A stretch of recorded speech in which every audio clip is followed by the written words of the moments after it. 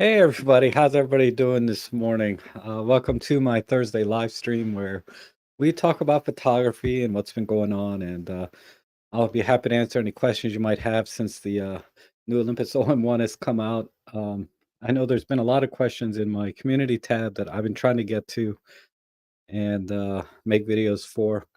But if you have any other questions, don't hesitate to ask me. I've had the camera for about 2.5 weeks now, and I've been mostly shooting the, uh, birds, wildlife type stuff, and testing, with my dog Ellie, some of the autofocus, and yeah, I'm pretty impressed. I think the tracking, the subject to tech tracking anyway, excuse me, the subject to tech feature is, really good, and, nothing's perfect, but it's been really good, and it's really improved, really, my hit rate a lot, especially on birds in flight. And now I can actually probably record some videos of Ellie running around, just for my own, you know, enjoyment. But it is a good testament to, I think they really put a lot of work into the autofocus system, and it's paying off. Um, and all the other features are pretty much the same, I think. Because, at time to time I get questions or I see comments about, I just got the EM1 Mark III or I haven't had it that long. And, is it worth upgrading to the OM1?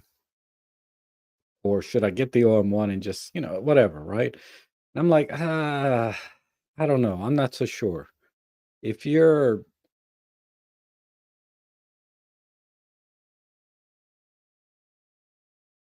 photography, I think it's worth switching over to the OM1. Or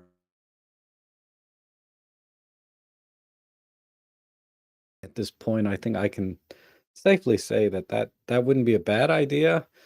Uh, but the EM1 Mark III was no slouch either. You just had to kind of do it the old school way, just use the center group points and focus that way. Whereas the subject detect really can just find the subject anywhere in the frame. You don't have to be localized to the center. And I've done a lot of noise performance, dynamic range, all of that. It's better at high ISOs, right? And you get a little more latitude in post processing. So there's dynamic range in the sense of the colors are better, and there's a slight improvement in pulling in shadows and highlights, not highlights, but shadows anyway. You can pull in slightly better, but definitely the colors, and there's less banding. Um, so those so image quality wise, it's an improvement if you shoot at high ISO a lot. You'll appreciate that. But if you're shooting like under, really anything under 1600 ISO on a regular basis, and just occasionally go over that, uh, you probably don't want to upgrade just for image quality. And for some of the other features, the live ND, the handheld high res, those are a little better as well. But again, I feel like, those features are already in the M1 Mark III, and it does a really good job. Those are features you're not going to use all the time, really. They're just, nice to have. They make things a little easier when you want to do that kind of photography. And so, yeah, so I would say the EM1 Mark III still can do probably 90% of what the OM1 can do in terms of still photography when it comes to image quality and features and being able to autofocus. You just have to do a little differently. But, the biggest improvement really is the subject detect, adding that in. I don't know how that compares to the EM1X, honestly. And so I can't give you that comparison because sometimes people ask me about the EM1X versus the OM1, and I can't speak to that because I just don't have an EM1X. Now for video though, it is a substantial improvement. The 4K 60, the 240 full HD, the 10-bit um, uh, ability, the single file instead of having multiple breakup files. There's a ton of stuff there. So if you do plan on doing a lot of video with your Olympus system, it's a nice upgrade from the EM1 Mark III. And let's see. Build quality, durability, all that's pretty much the same. I mean, Olympuses have always been very good cameras when it comes to durability and reliability. And that's good. Battery life, honestly, is about the same as the M1 and Mark III. I think even though the new battery has a higher capacity, the new camera drains a little bit faster at the same time. On paper, it does give you more shots per charge, but in practice, uh, I'll go out for 2, 3 hours and I'm down to 50%, 40%, depending how much, how many shots I take in video. And I do get 1,000, with 50% left, can type shots. So you can get up there. And if you use Pro Capture, you can be up to about 8,000 shots and still have plenty of battery. So I never like those ratings that you see from, uh, the SEPA battery ratings. And I mean, I like them in the sense that there's a consistency there. So you get pretty good precision from camera to camera, what to expect. But in real life, there's a big difference, uh, depending on how you shoot. And then, of course, there's other features like the quick sleep and things that you can do to optimize your time in the field. But okay, let me hop into the chat section here and see what's going on. Caitlin, good morning. Wow, that's an old movie. Good Morning Vietnam, right? And Robin Williams, he's sorely missed. And David, good to see you, David. And Robert's here. And Lauren, good to see you. I did get your email with the 17 photos. Those were nice. I like the hotel sign. And Marco, oh my goodness, you got in here before me. So you're right on time. That's awesome. I have to talk about my computer a little bit too. Um, let's see. And David Tellett, always good to see you. Still haven't developed that film. I spent the whole day yesterday just trying to fix my computer. Um,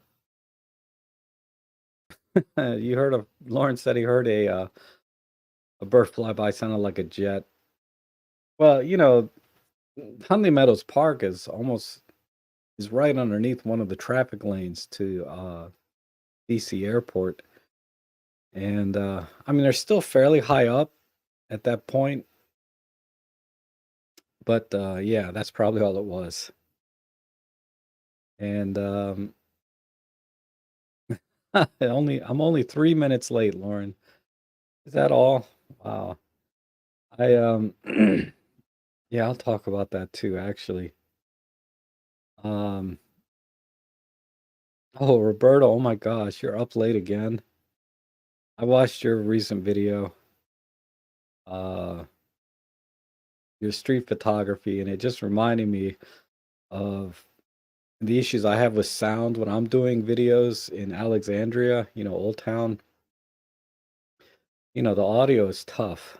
It's tough when it's noisy and I'm not sure, you watch all these other vlogging channels and, the audio is perfect, right? It's perfectly fine. But man, for a lot of us, like me and Roberto, if we go into town, especially where I live, there's an airport just a couple of miles away. So these planes are flying in. It's noisy and I can barely hear myself think. I much rather live out in the mountains, like or just further out, like Randy. Randy lives out in the desert. He just has to tip out the front door, and it's like really nice. Quiet. Uh, let's see. And John, you'd say good to see you. Is it buffering? It looks okay. I'm sorry. It looks okay. I have not, um,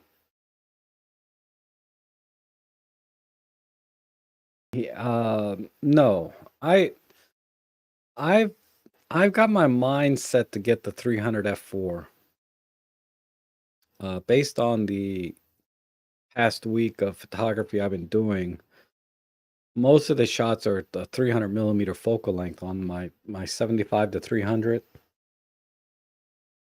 So, and I just want to get, I just don't want to have, because there's the 100 to 400 that David Crooks let me play with for a little while when we went out, and it's definitely sharper. I'll show you some comparison shots. It's definitely sharper, uh, substantially in some cases, but I feel like, if I'm going to carry a lens that size, and because if I buy that lens, the 100 to 400, I'd probably never get the 300 f4. And I'll always have that in the back of my head, like I should have spent the money on the 300, and just see, it's just, I don't know, maybe I should just find a way to rent that lens for a weekend if I can, and then make a decision. Because I'm gonna have to pick one. I'm not gonna own both, a 100 to 400 and a 300 f4. So I might just have to rent one and see before I drop, 3 grand on a lens.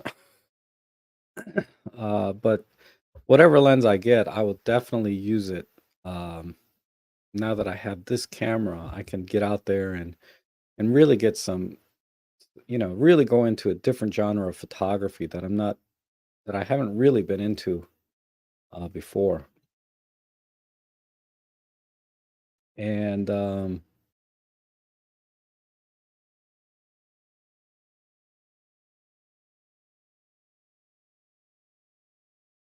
let me know if you're still getting buffering issues.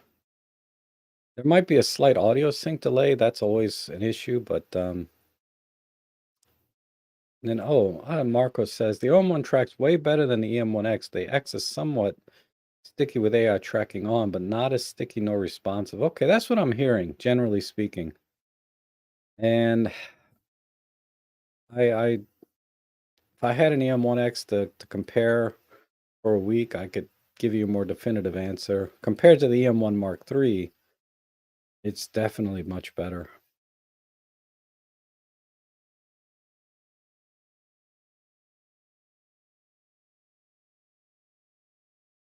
Yeah, the small batteries like the EM5 Mark III. Yeah, if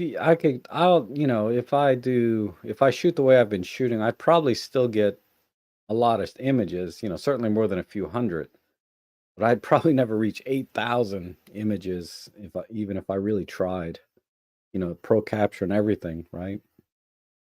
But, you know, uh, battery life, I can get about almost 3 hours uh, without interruption on a EM1 Mark III battery, and I can get maybe an hour and a half,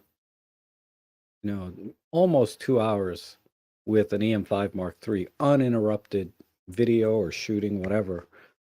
So it's substantially different, the battery life between the two cameras and battery sizes.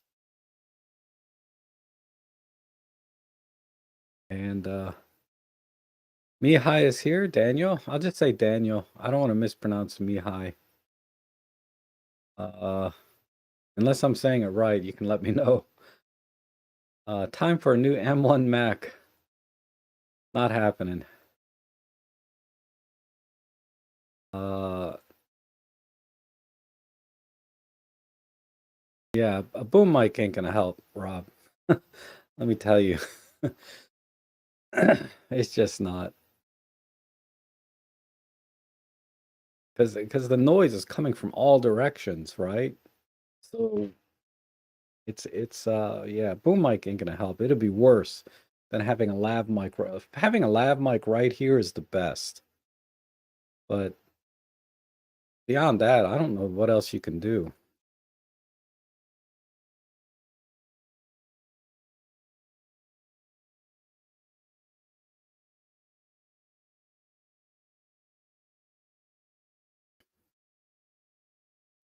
Yeah, I have to zoom with my feet. I thought about that, zooming in and out.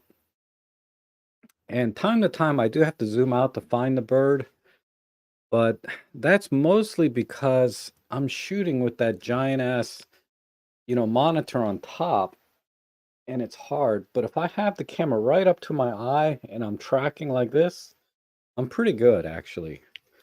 Uh, I can spot the bird pretty quickly and uh, and track it. I don't really have to zoom in and out. But yeah, when I got that giant monitor like you guys see in my video on top, the problem is when I look in the EVF, I can't see the uh the setting information, like what my shutter speed, my ISO, my aperture, all of that. And when I know it's fixed at two, but I'm constantly changing those things because I'm in full manual mode. And I missed a lot of shots because I lowered my shutter speed when I didn't have to, or I get high ISO shots because my shutter speed's too high when it didn't have to be. And that's mostly because, I have to take the camera away from my eye, put it back far enough so that I can see the screen because I'm farsighted, right? And then come back. And that's when I lose the bird when I'm tracking, is when I have to look up like this.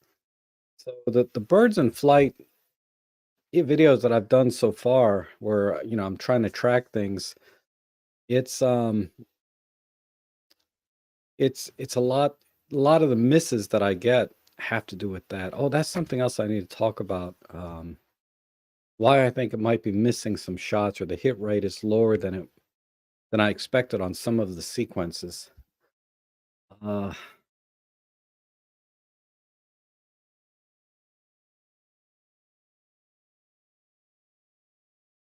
yeah, I thought about doing it this way too, right?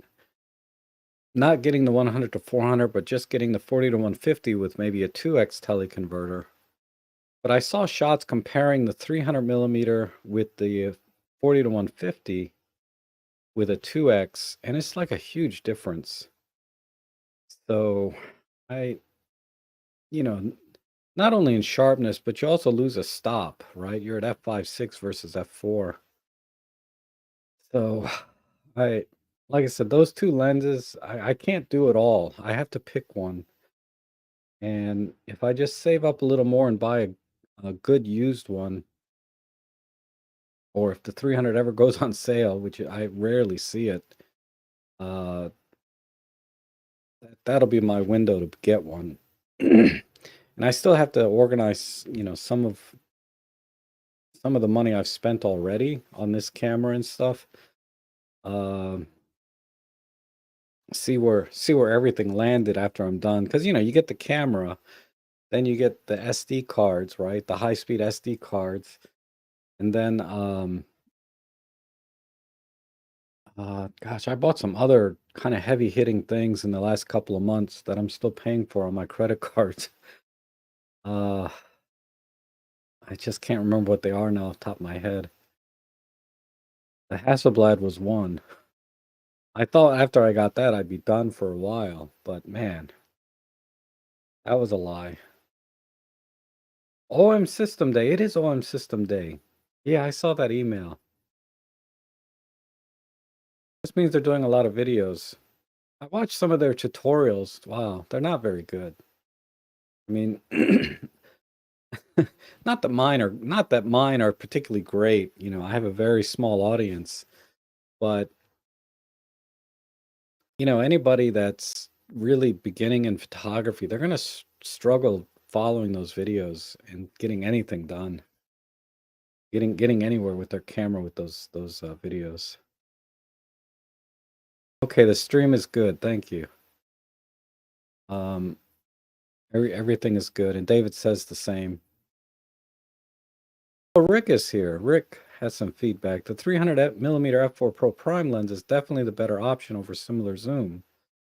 Absolutely fabulous quality, but I would suggest you'll need to use it with your red dot side. Yes. Most likely I'll have to get that too. It's like another $100 for one of those. But I'll play with it for a little while without one and see how far I get.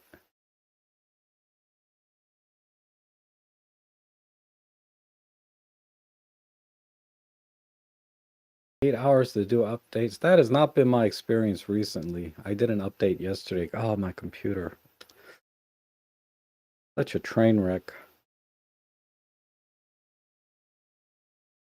Sue says, I find with just trying it in my back garden for the first time today, focus is 10 times better than my EM1X. Okay. Appreciate the feedback. I'm hearing, like I said, I'm hearing that from a lot of people. And ZY says, hi, Rob, I'm planning on getting a used EM1 with a 12 to 40 soon to upgrade from an EM10 II. Any tips on what I should look out to check for in the used camera? Well, there's a way to check the shutter count in the system. Robin Wong has a video on that, on how to check the shutter count. If you can find one with less than 50,000 on it, that's practically brand new. Less than 100,000, depending on the price, is good. If it's over 100,000, I'd be a little weary of it because it's not just the shutter that, I mean, it has like a 200 or 400,000 life and it'll probably last forever, but I'd be a little weary of anything with over 100,000 clicks on it. And that would be the first thing, beyond the overall condition. Make sure all the buttons and dials are working. Uh, make sure there's no dead pixels. So just, you know, when you're looking through the EVF, put your hand up in front of the lens to get a completely black image, or just you put the body cap on to see if you see any dead pixels. And look at the mount, especially on the camera, that it's very clean and not worn out. Uh, and then look at the lens mount and make sure that's not worn out. And then look at the lens in good light and make sure it doesn't have spots. Because if I sold you my 12 to 40 Pro, uh, you would see tons of spots and haze in it because it was totally destroyed. I mean, it still works, but just make sure the glass is clean, especially the rear element. The front element is not as critical. It has to be perfect. I mean, it's good if it is, but if there's a small scratch or something, you'll be okay. But on the rear element, you don't want to see a speck on there, not one tiny scratch on it, because that will definitely impact image quality substantially. And then look at the sensor itself in good light, and wear your reading glasses if you need them, like I do. And just look at it, make sure there's no spots or scratches on the sensor.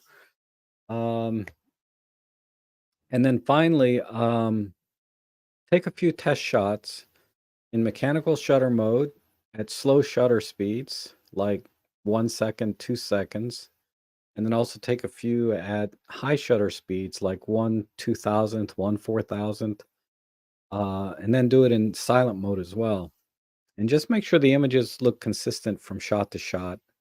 And that would be it, I suppose. And then the autofocus, right? Half press the shutter button and make sure it's locking focus very easily. It should have no problem in good light. Uh, and I'm assuming you can do hands-on, right? You can hands-on the camera. Those are the things I would do with a camera used, to make sure it's in good working order. And and then maybe check the firmware, right? See what firmware it's on there if you need to update it. If it's already been updated to the latest version, that's probably a camera user that's very conscious of their gear and might be in better condition. I don't know, but that would be another good indicator. So yeah, but you should only pay about 500 bucks for the camera body itself, maybe another 500 for the lens if it's in good condition. So as a combo pack, 1,000 bucks, you're getting a smoking good camera, really good camera and lens, and you'll be very, very happy with it. Uh, and that'll hold you until probably the OM-1 version 2 comes out in a couple of years. All right. Okay. Thank you. I'll just say Daniel. Mihai, Mihai. It's the accent, right, that I'm getting wrong. Maybe you can spell it out phonetically for me in the chat. And Archie's here. Good to see you. And then, oh yeah, congrats. Yeah, wait, I can't wait till you get yours and hear your thoughts on it. It's really an awesome camera. I have no regrets buying this camera. I mean, I probably would not have bought it were it not for this channel. Uh, who knows? I probably bought it anyway, but less inclined to buy it without this channel and everyone like you guys out there. But yeah, it's awesome.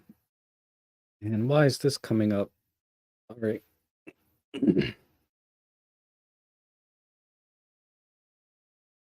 Oh, good. Casper's got a morning.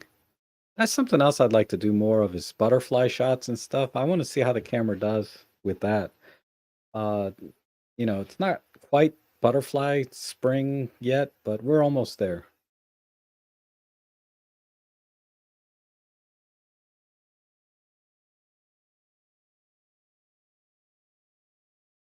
And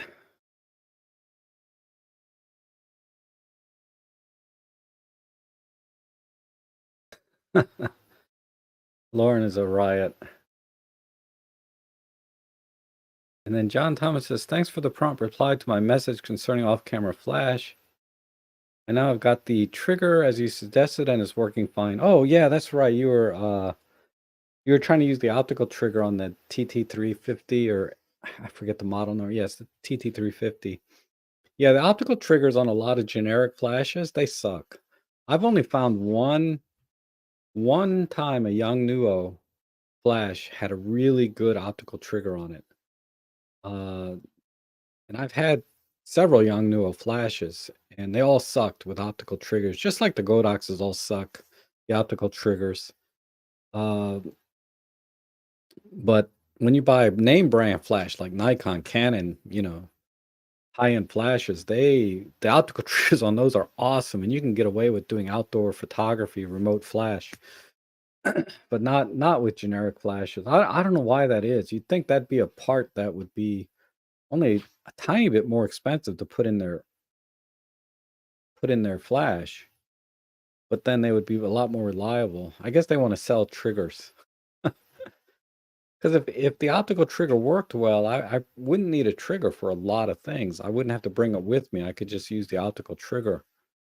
Uh, but it's not reliable on the Godox or most of the young Nuos and other generic brands that have various names, Neewer and Mikey and all of the optical triggers suck.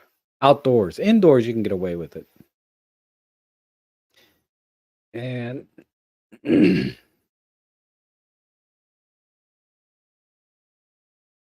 did get an email on my EM1 Mark III about the warranty being extended. I was like, I don't remember them offering extended warranties on the EM1 Mark III.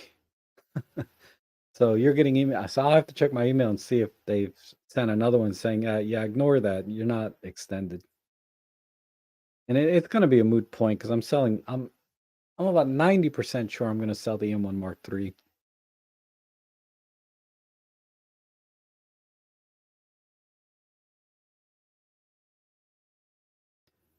Oh, how's the XT? It'll probably be better. I mean, it was better than my EM1 Mark III. So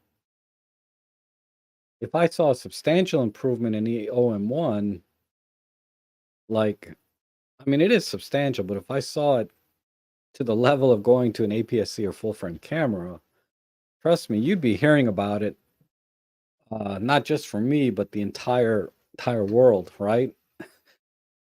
So it's a tough call though. They're so close anyway, from micro four thirds to full frame. In terms of, if you want to get a good image quality, you're not going to push the extremes of any sensor, right? People say, yeah, you get 14 stops on this camera, you only get 12 on that. But honestly, I don't see why anybody would really push a camera plus or minus 3 stops and get the exposure they need, right? And Micro Four Thirds is certainly capable of that, of giving you high quality images within certainly within plus or minus 2 stops. Uh, and if you bracket, you go plus or minus 3 stops because that's what I do professionally is I bracket all of my shots and I can always pick one. I do plus or minus yeah, I do plus or minus 2 EV. I bracket all of my shots, 3 shots. And 90% of the time I use the 0 EV shot, but sometimes I have to grab the plus 2, sometimes I have to use the minus 2.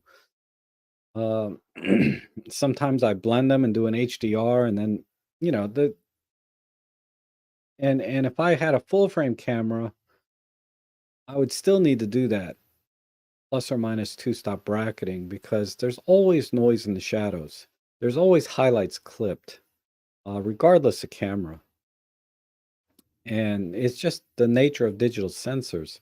So for me to deliver a high quality image to my client, I'm going to bracket and use the one that gives me the best quality for the image I'm trying to create. And like I said, it wouldn't matter what size sensor it is. If you're talking about single shots, if I had to shoot at 0 EV all the time, yeah, a full frame sensor is going to give me a little more dynamic range. An APS-C sensor generally will give you a little more dynamic range, but not to the point that you don't start to see degradation in the image quality. And because I remember my D750 when I shot with it for professionally for a while. I'd be like, man, I can pull this image 5 stops. I mean, it looks pitch black, and I pulled it 5 stops, and the noise wasn't that bad. But do I deliver an image like that to a client? Hell no. you know, because there's still noise, there's loss of detail. And so, professionally speaking, I always bracket my shots. Sometimes I do 5 shots and I bracket plus or minus zero point 0.7 EV, just 2/3 of a stop. Uh, I do that mostly for outdoor shots when I need very fine tuning sometimes to certain areas of the building. But anyhow, I don't know why I've been talking so long about that. It's just common knowledge. It should be common knowledge. You can't just shoot, 3 stops underexposed and expect to get good image quality, or 3 stops overexposed and not expect clipped highlights. I don't care what sensor you have.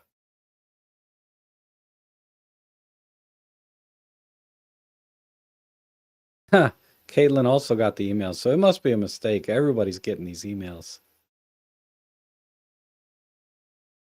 I was like, man, that's awful generous of them. I didn't I wasn't excited they extended. I was like, oh, that's pretty generous. I'll take it. But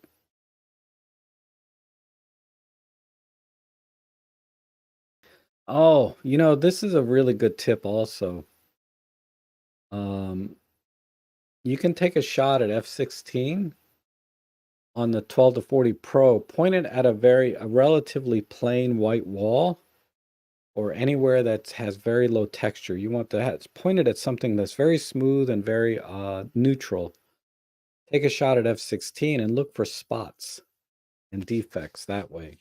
If you see a couple of spots, that could be on the lens, that could be on the sensor, but those can be cleaned usually.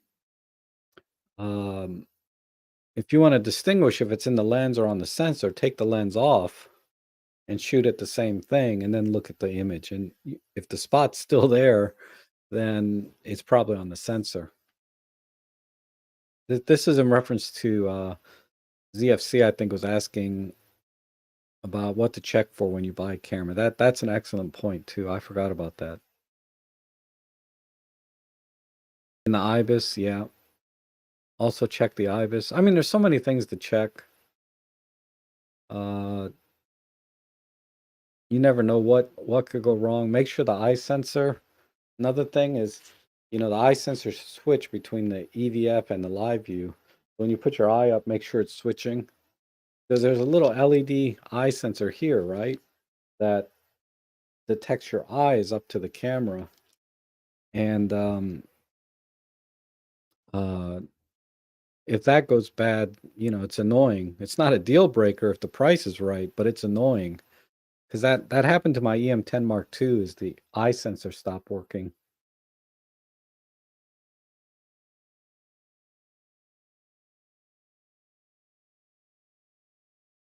EPL7 or EPL8, either one. They're both fine cameras. I can't think of any feature differences really.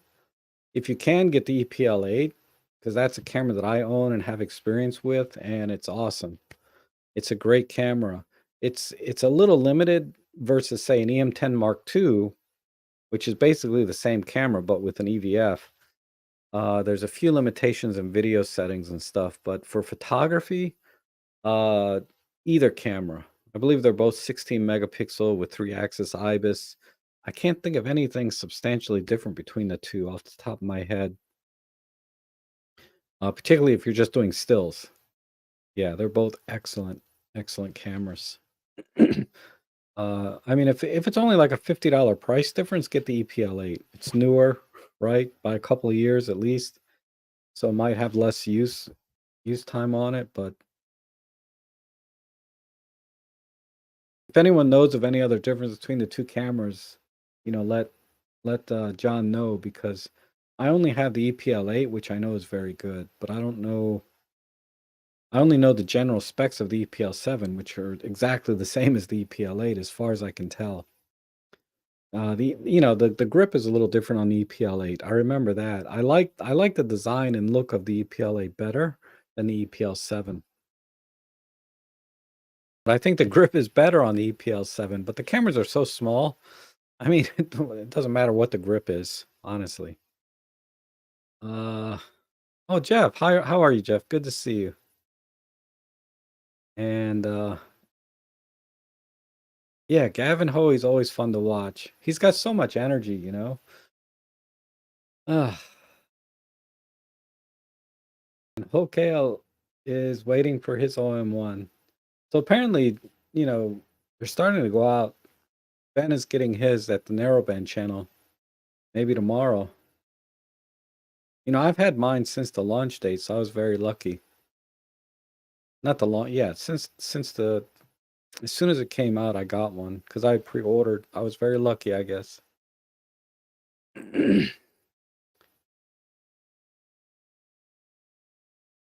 Oh, okay. I'll take a look at that, Lysippus. I think I saw it actually already.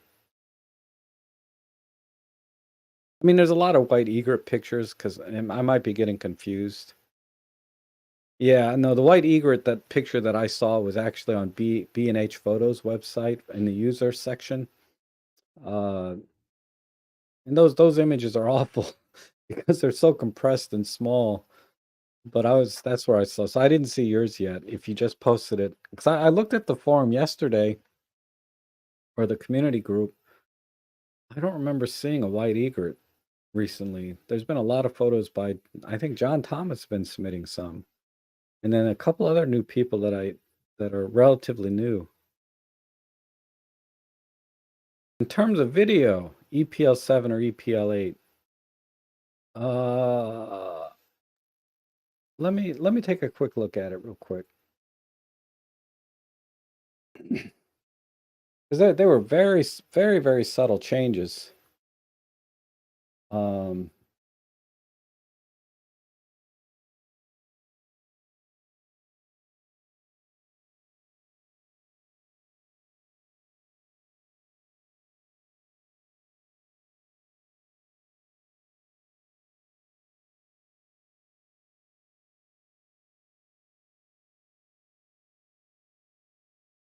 okay, updated design, colors.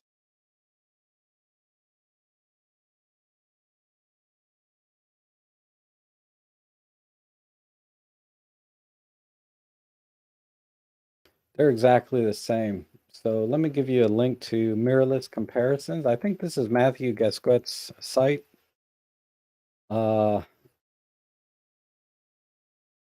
I trust Matthew when it comes to reviewing and comparing cameras. So there's a link to that page.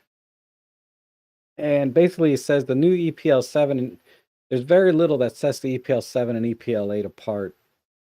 So I would just buy the cheaper of the two if it's like $100 difference. If it's like $40, $50, I'd get the EPL8 just for the fact that it's newer. Yeah,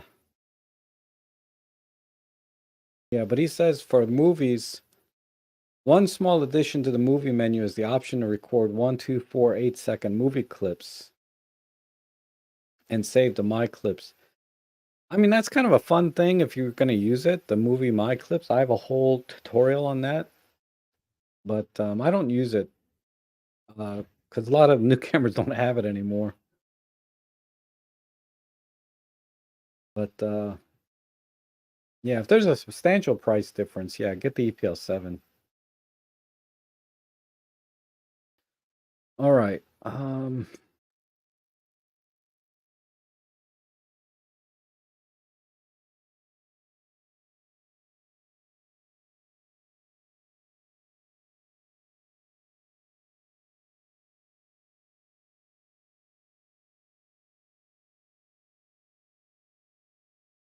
What nuclear?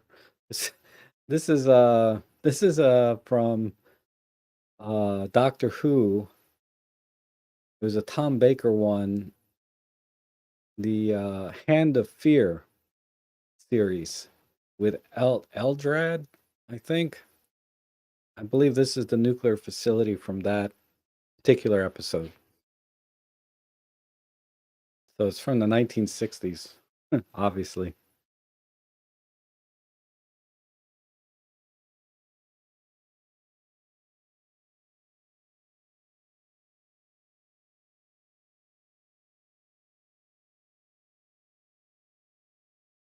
Okay, bear with me while I catch up on the chat.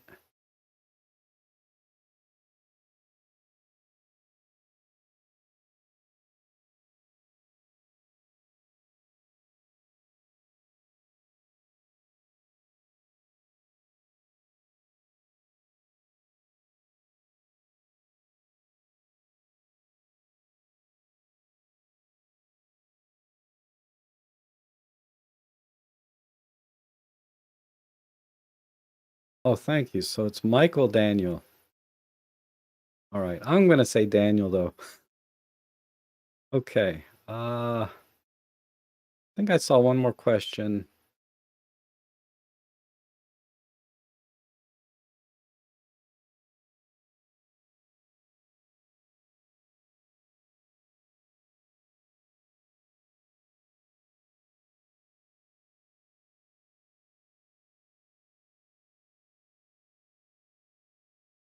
Oh, Lysippus is leaving. Okay, we'll see you later. And dang it, I'm sure.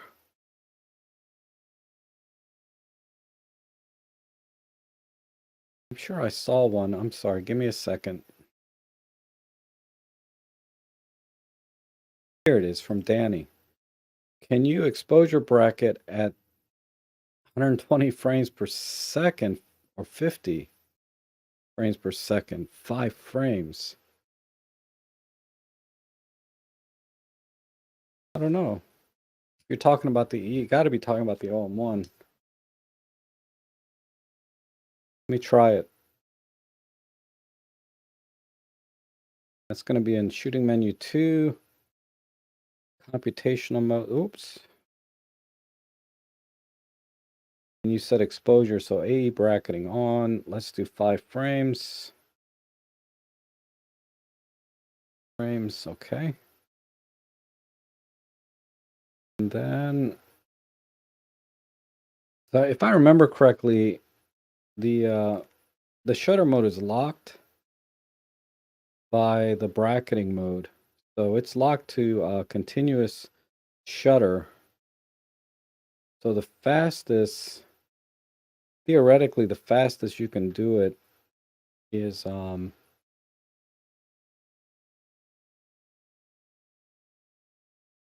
probably 20 frames per second.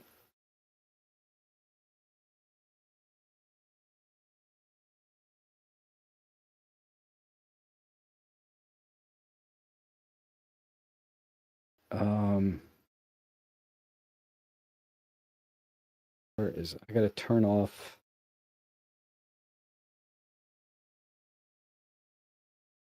I mean, I have no way to time something in fractions of a second, but when you put it into exposure bracketing mode, it forces the camera to use the continuous shutter, either silent or mechanical.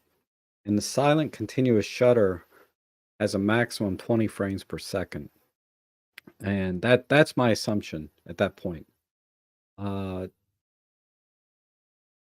I don't know. I don't think I can measure something that fast.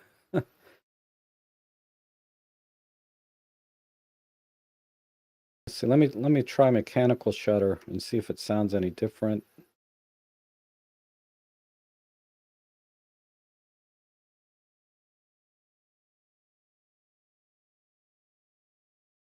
Oh, that's slow. I don't know if you can hear it.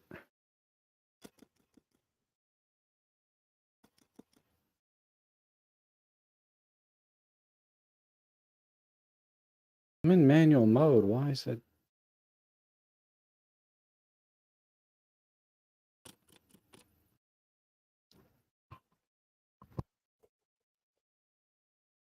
I mean, I'm in fairly low light, but that's as fast as it'll go in mechanical shutter.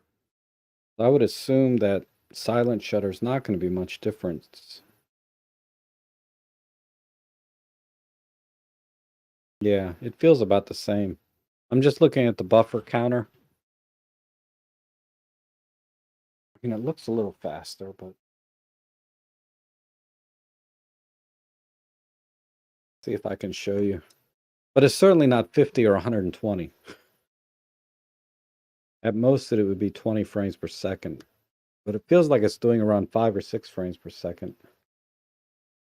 If I point it at my umbrella, this is silent shutter.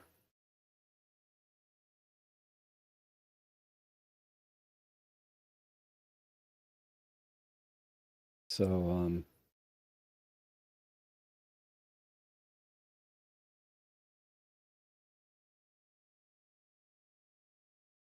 if you look in the top left, that's the buffer.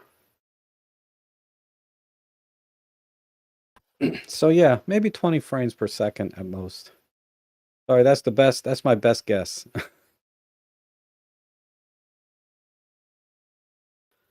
um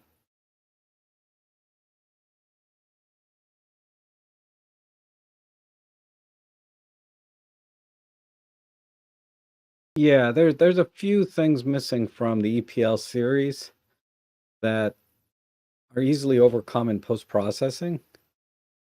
Um so the features that are missing that are significant, you know, there's like only 1080p, 30p. You don't get like 24 and 60 and all of that, but you still get 1080p. There's you know, little differences like that. Yeah, there's some limitations in the still shooting, but between the EPL7 and EPL8, there's virtually no difference. But between an EPL8 and EM10 Mark II, there's some substantial differences, uh, physically and also in terms of features. But for the most part, there's the main difference is the form factor, not so much features, but there are some.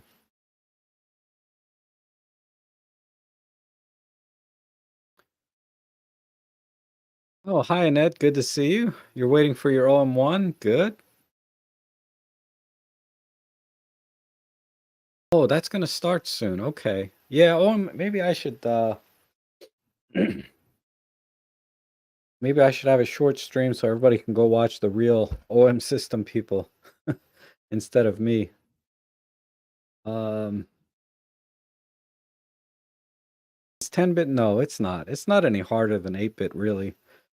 I mean, the rendering and stuff is a little slower, but if you have a decent computer, because it's 420 10-bit, 422 10-bit's a little bit harder because you have to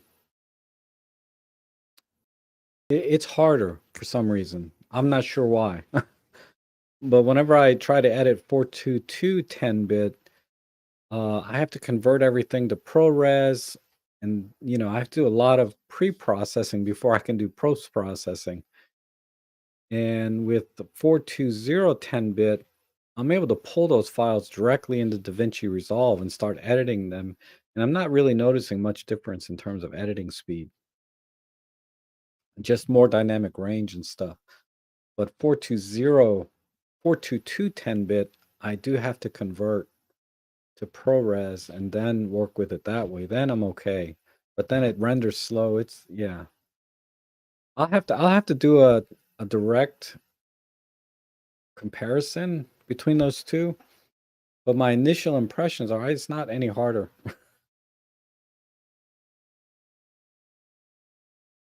Oh, Peter's here. Hi, Peter. Good to see you. And Tony came in. Let's see. Archie says between the 40 to 150 or 100 to 400 mix of landscape, sports, birds, people on a bridge shot, something like that. Which one should I get? Eesh. My gut feeling is a 40 to 150 because it's a little smaller and easier to handle. So for and for landscapes, it's much wider, obviously. So I would say the 40 to 150 because you threw landscapes in there and people. People, yeah, you want to be at 40 millimeters. It's hard to do people at 100 millimeters. And well, you said people on a bridge. Yeah, I'd still do. I mean, if you're on the bridge with them, 40 millimeters, not 100. If you're off of the bridge shooting them and you want to shoot them from a distance, yeah, then you can zoom out to 100, 150. So my gut feeling, the 40 to 150, because the faster aperture, substantially faster, 2 stops in some cases. Uh, and and it's going to be a sharper lens, faster lens, and easier to handle for that kind of variety. The 100 to 400, it's basically a bazooka. It's a little unwieldy to handle uh, for a variety of type photography. It's more of a specialized lens for specifically for wildlife, right? And I wouldn't use it for much else. Oh, I was going to show some comparison shots, right, between those two lenses.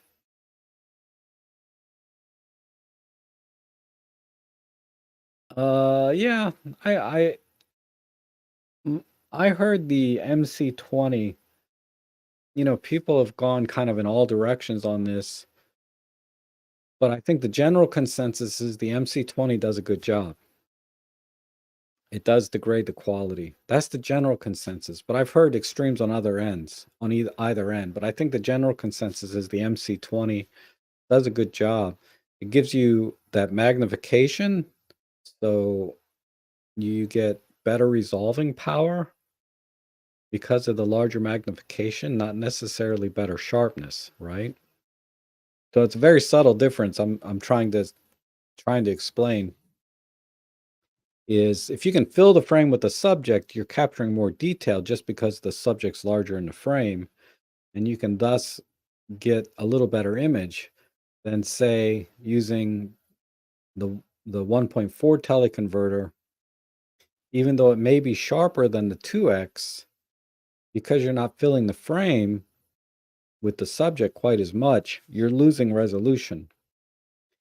And so that's kind of the difference between sharpness and being able to resolve more detail. I don't know if I'm using the right terminology, but if a lens is sharper but it's too wide, you're losing megapixels, right? And if the lens is softer but you can get closer, you can still get more detail. So that's the direction that's the advice I usually give.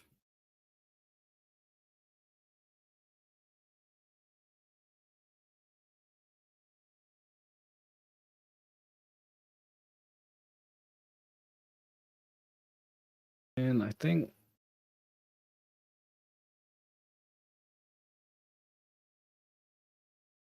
Hi Rob, are there any restrictions using my old 50 to 200 FT with the adapter on the OM1, especially regarding focus? All I know is that on the EM1s, you should get the same performance from an EM1 to an OM1 in terms of the FT adapter. In theory. In practice, I can't tell you because I don't have an FT adapter. I only have one FT lens, but I don't have an adapter to adapt it to any of my cameras. I should maybe get one. Because this question comes up a lot because there's a lot of great FT lenses, right? 4/3 lenses. And if I can get an adapter for 50 bucks and I can answer this question a little bit more uh, with a little more credibility. As it stands, I can only speak to I've heard very good I've heard that when you adapt 4/3 lenses to the EM1s that uh it's fine, it's not perfect. It's a little bit slower, hunts a little more, but it's not awful, right? It's usable. I have not heard anyone using it on the OM1, but I would assume it's the same. The best person to ask really is probably Peter Forsgaards because I know for a fact he has the FT adapter. So that would be a good question for him. So he just published a video on the OM1 best settings. So leave a comment there and he'll reply and give you a competent answer at least or an more experienced answer than I can.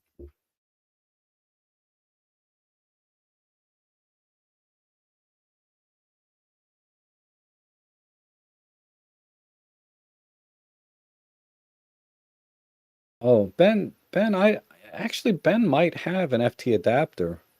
Come to think of it, because he used to shoot 4/3 as well, right? Well, Ben is a good person to ask too. He's right here. Uh,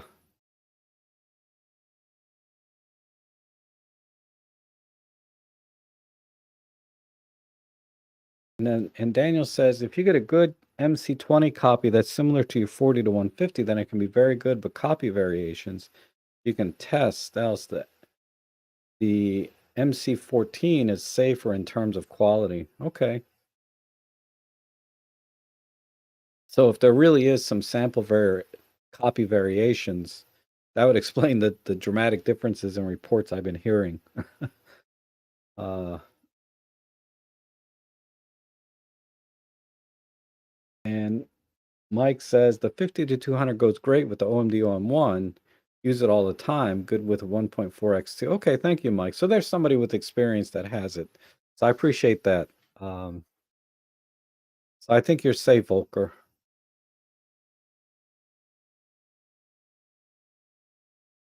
That's great news. Thank you, Michael.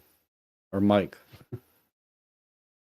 My best friend of all time name was Mike, and I haven't talked to him in probably been more than 10 years. I don't think I even have his number anymore. It's a shame. I should give him a call. I keep telling David every time we go out, David Crooks and I go out shooting, almost every week, it seems like, sometimes 2, 3 times a week. But uh, I keep telling him the same stories that I told him the last time we met. Like, we probably met like 3 times last week. And we'll just start jibber jabbering and I'll start talking about then I realize, oh, I've already told David this story. And I'm like, man, I need to make an effort to get more friends because, when you start repeating the same story over and over again, you're getting old, one, but two, you're boring your friends to death.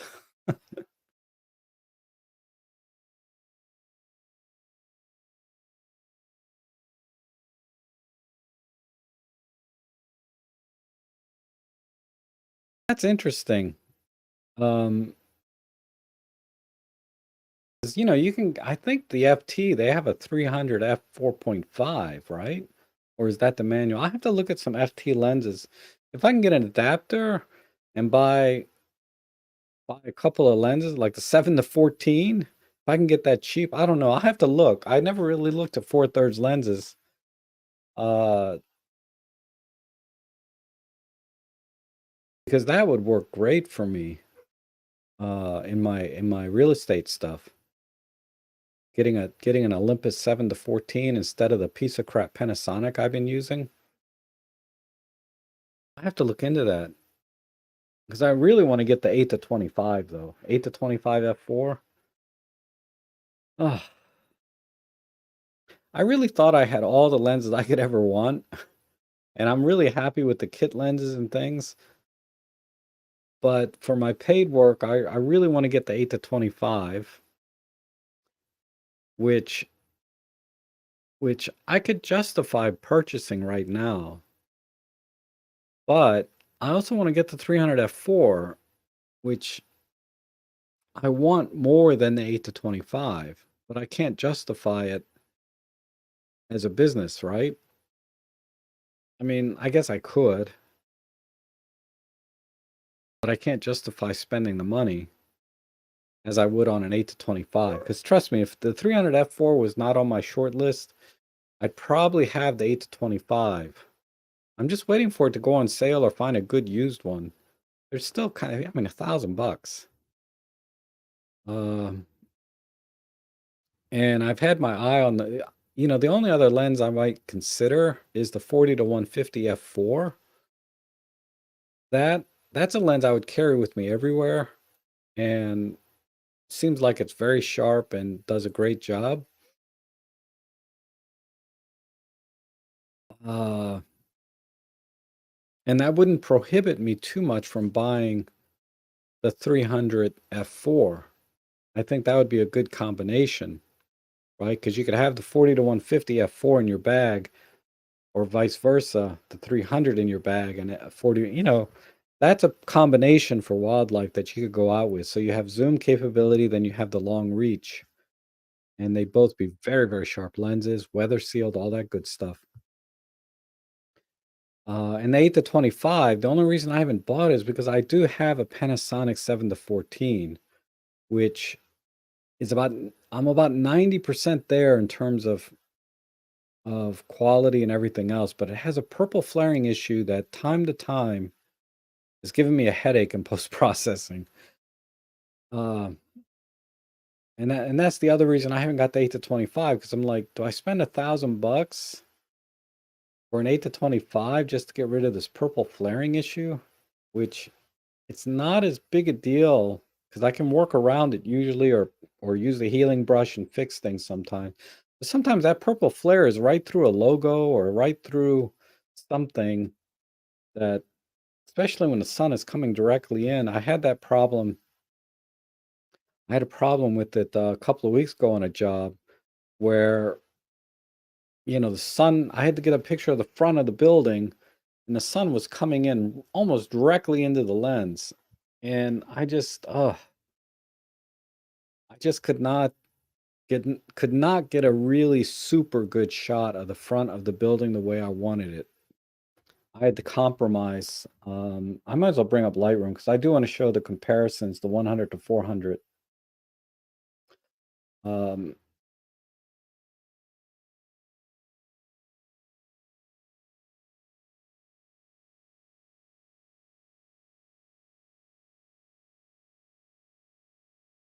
yeah, I know. I can't.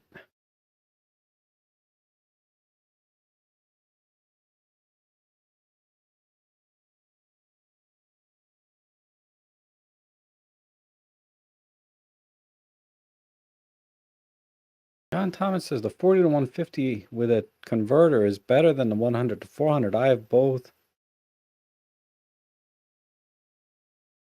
And looking to sell the 100 400 as I go with the 40 to 150 every time. Yeah. That's my gut feeling as well, but your experience has been that. That's good to know.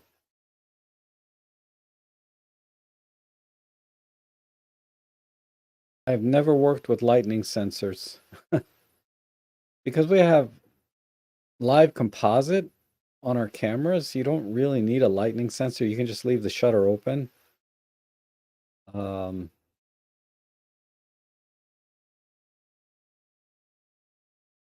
but if you don't have live composite, a lightning sensor, I guess, would be kind of neat to have.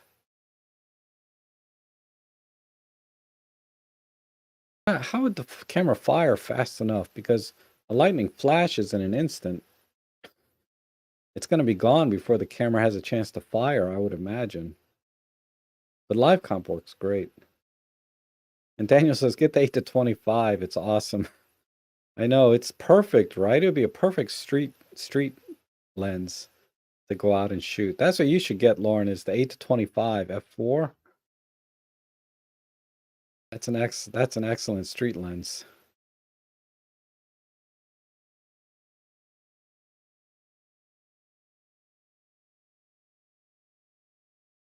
RG says, just for context, I was maybe 200 to 300 meters from a subject on Hanging Bridge. Okay, 200 to 300 meters. Wow, that's some distance. And all you had was a 12 to 42.8. I wish I had a longer lens. Yeah.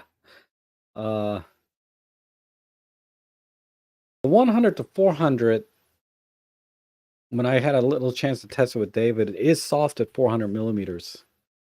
Not as bad as the 75 to 300 at 300, but it is substantially softer. The 100 to 400 goes to 300 and it's very sharp. But after you go beyond 300 millimeters, it softens up quite a bit and more than the resolving power you get from the magnification. So I probably wouldn't shoot that lens much over 300 millimeters.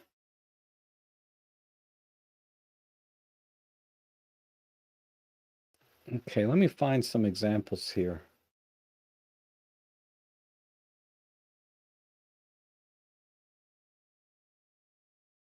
So, man, this thing does it every time. Shows my app instead of the right screen.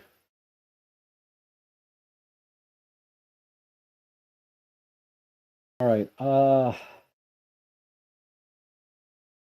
this is the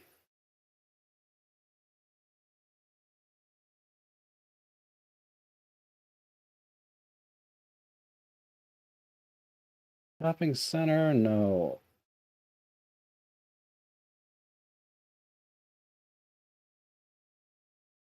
That job wasn't that long ago. That's the one I just did.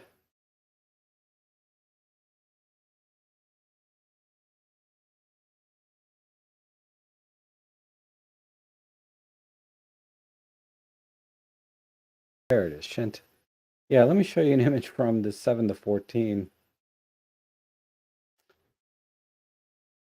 That's too much magnification. This flaring. This is the flaring problem that I have. This is hard to fix in post-processing. I was able to, but this is a headache because the sun was just right behind this building. Well, no, where was it exactly? It was up here at this point, somewhere up near, but it was still in front of the lens, and I wanted to get the front of this building. Let me see what did I finally deliver to the client? This image. So I cleaned it up and I did a sky replacement. But if you really look close, you can see that I did some patchwork here in post-processing, fixing all of that frickin' glare and purple spots. So it came out okay. So let me show you the comparison.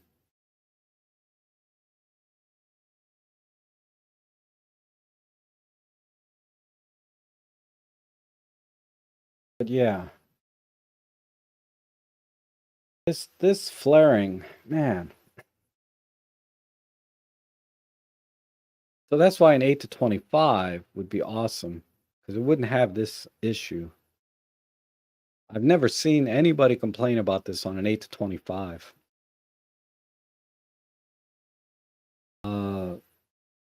But this is a problem. And then let me find where David and I went out.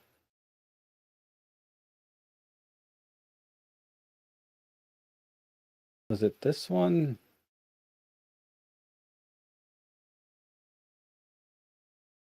My lens. Yeah, this is the one.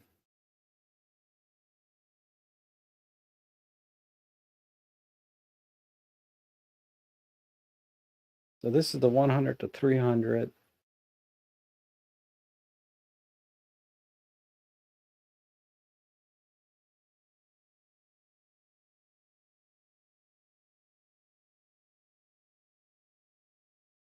And I believe this is at 400 millimeters. Let me see. Yeah, we're at 400 millimeters f8. Okay, my shutter speed's 1/500th. It's a little bit slow. But you can see that it's hard to say without comparing this to something. So let me. This is my 75 to 300.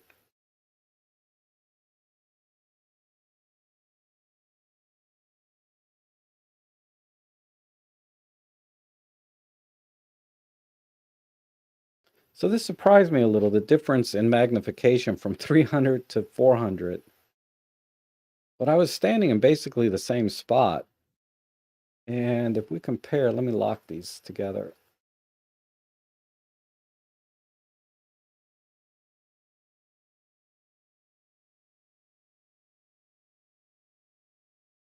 Stop. I'm sorry. I'm sorry for jumping around. Here we go. So basically, the 75 to 300 at 300 millimeters on the left, and the 75 to 300, or I'm sorry, the 100 to 400 on the right. And ultimately, the 100 to 400 is doing a better job because you're getting more magnification, and the details are a little better, especially right here in the wood. It may be hard to see online, but I'm definitely getting more tones and detail here. And let me see if I do.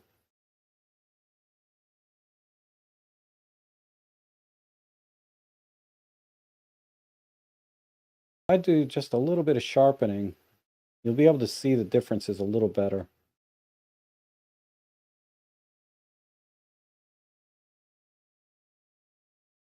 I think those two.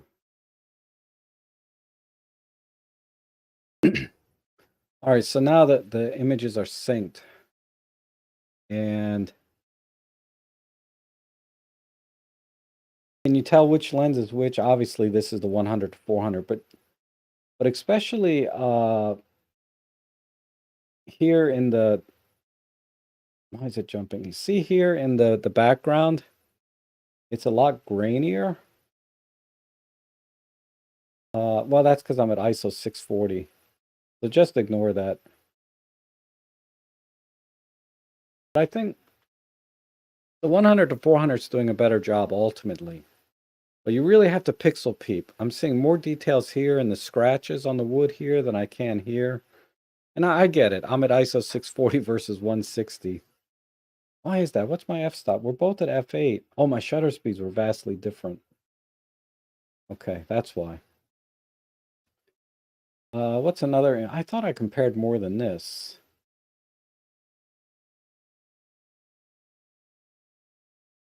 Yeah, this. Let's compare these two.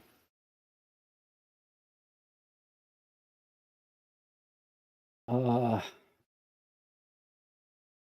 gotta do one more thing. Let me sync the settings.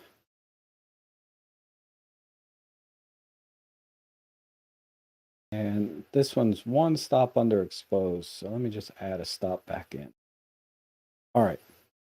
Let's compare these two. Whoops.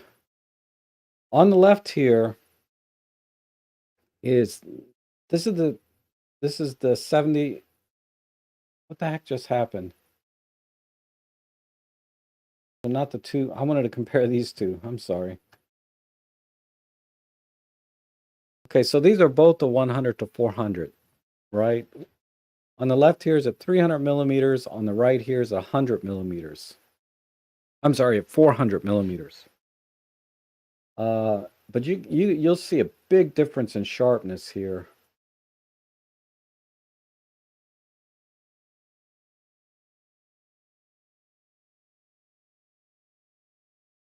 Let me just back this off. But at 300 millimeters, you're getting a lot more detail. It's much sharper. And I've sharpened both of these images up a little bit, right? So this is what I'm saying. Why does this jump like that? Stop it.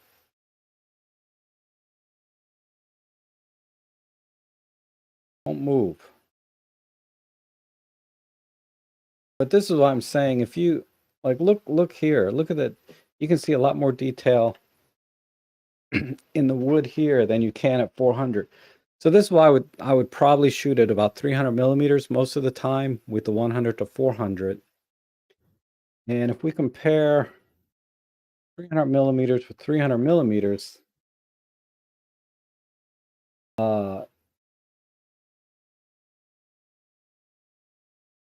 these synced or not? Sync. Yeah, this image I overexposed by one stop. Let me just pull it back.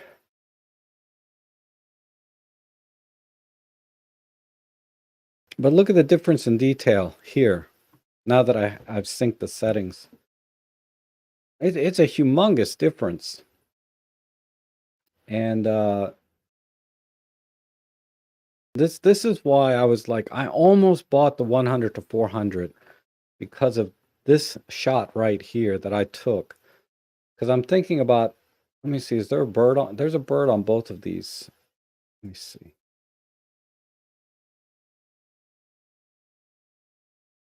I think they're different birds, but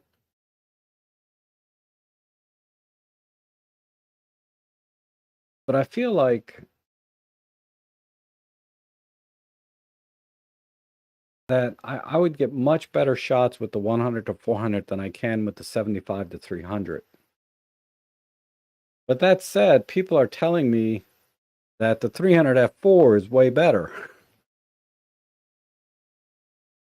So, and then when you back these off, they don't look that much different at 300 millimeters, right? But it's when you got to crop in, just ignore this bird.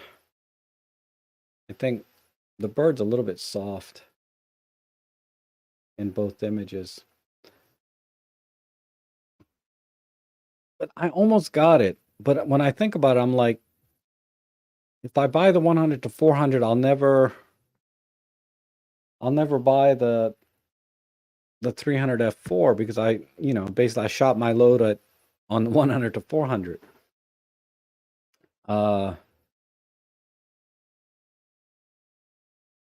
So I look at all of my shots, and I shot almost everything at 300 millimeters. So that's why the 300 f4 kind of makes sense. Anyhow, I just thought I'd show you what I'm, what's giving me this, why I'm deciding with the 300 f4. But I have to rent it maybe and see if the way I shoot, I can actually get better images. And then, because, I can look at things online, but that's a different photographer shooting with that lens. And they may be able to get better results than I ever can, even with this cheap lens, right? They'll be like, I don't know why you're having problems with this lens. It's great. And I'm like, I'm getting crap out of this lens. And they're like, no, it's a good, that's what I'm saying. Skill sets and technique and all of that can make a difference in the images that you see photographers put online. That's why online and a lot of tests, I like to see studio shots because those are under controlled conditions and it pretty much eliminates the photographer's skill set when it comes to testing the lens. I mean, it's not the end all be all in the decision process, But I think studio test shots help a lot with me deciding between similar lenses, right? Uh,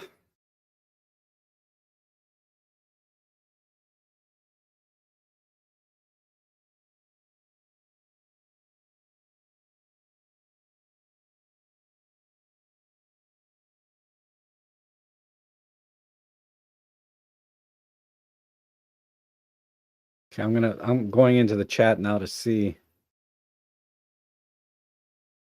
if there was any feedback on those images or anything new.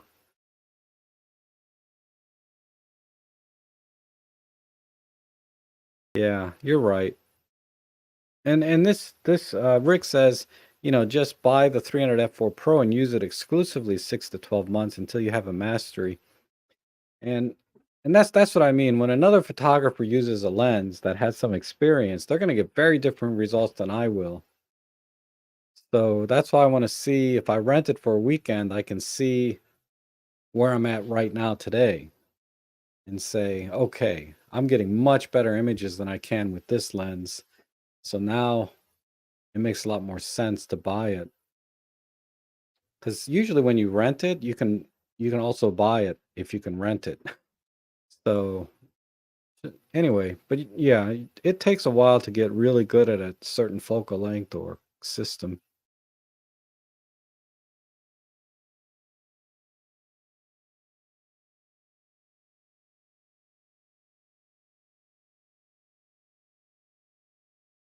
Can I use the 4-20 with the entire? I don't know what a 4 dash or 4-7, I mean.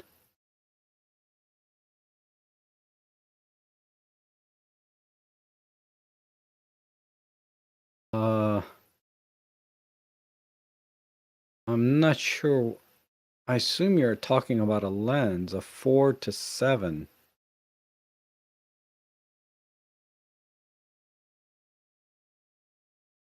Sorry, I'm not sure exactly what you're asking. You have to ask me again. Maybe rephrase it a little bit. Oh, thanks, Ben. No, I don't need to borrow those. David has the 100 to 400, which he's happy to let me use time to time. And I know the 40 to 150 is going to be sharper, but uh, I'd rather, if I'm going to get the 40 to 150, I'm going to get the f4, not the f2.8, because it's just more compact. And for that focal range, I'd rather have a compact size than the extra stop of light. All other things being equal. But if I'm going to get a long lens prime, if I want some reach, I feel like a 300 f4 would be the way to go.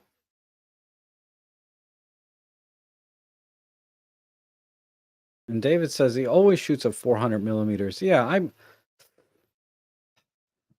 I guess I'd have to shoot some birds in flight. Let me look. I might have some.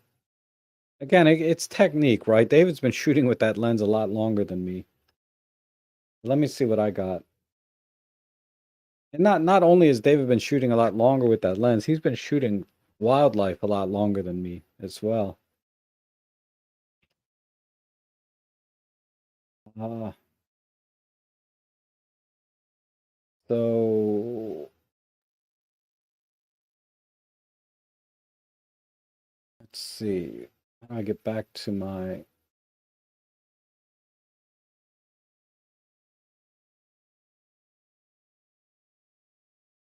Olympus 100 to 400? Do I have any birds in flight? There's one.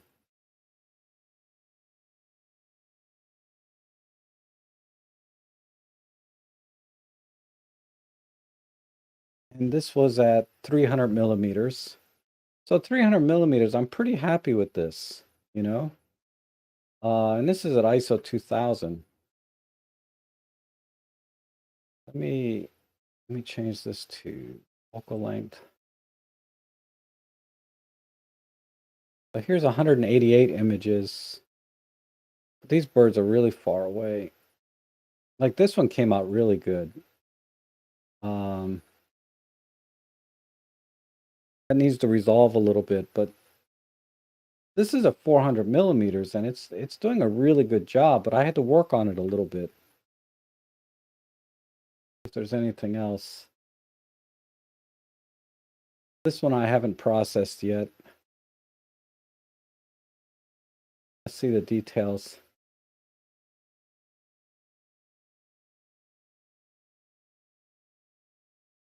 See, to me, this is just a little bit soft, and I don't think I misfocus. Let me check another image.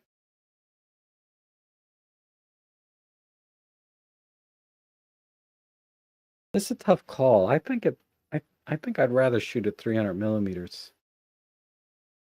I mean, crows are hard because they're so dark. I have any this is a flying crow. That's going to be awful.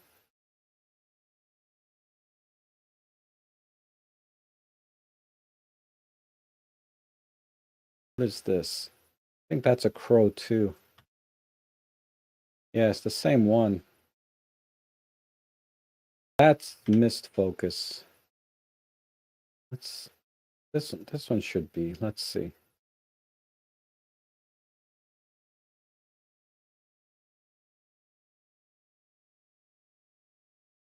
This is, yeah, here's one. That sequence had a lot of missed shots.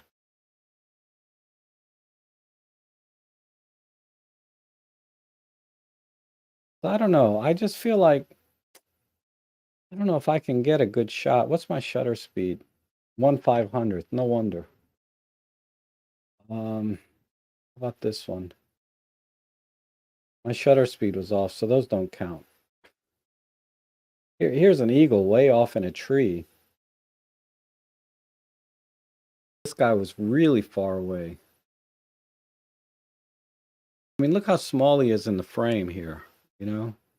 I mean, that's really not bad at all, right? Then you throw in a little bit of sharpening. And if I use like one of the AI softwares, I can't wait for Photolab to come out with an update because that would do a much better job. And then just fix the shadows a little bit. I wouldn't be happy with this shot, obviously, because the bird is way too small in the frame. He's barely even 1 megapixel, I think. Because if I had to crop in just the bird, stop it.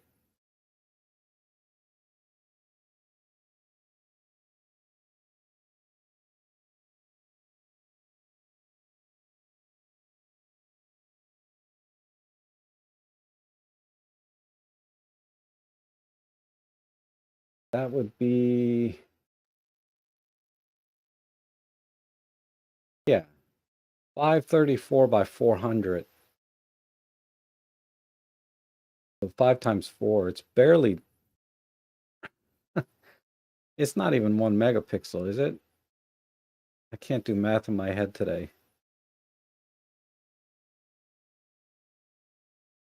Yeah, it's 200 pixels, 200,000 pixels. So it's nothing, right? I don't know.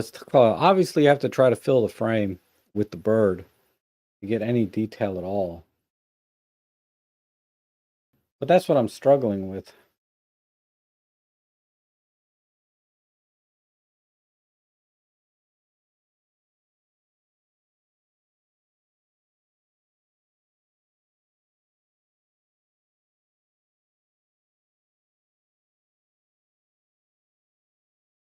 Uh,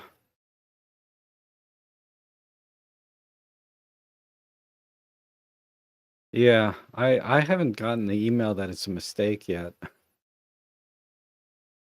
I get it. I'll probably get it, is what I'm saying. And Chan says, I have the EM1 Mark III and original EM5. Plan to get another smaller one as my secondary. Street photos. Is the PenF still relevant in 2022? I am short of cash for OMD1. Any ideas? Um,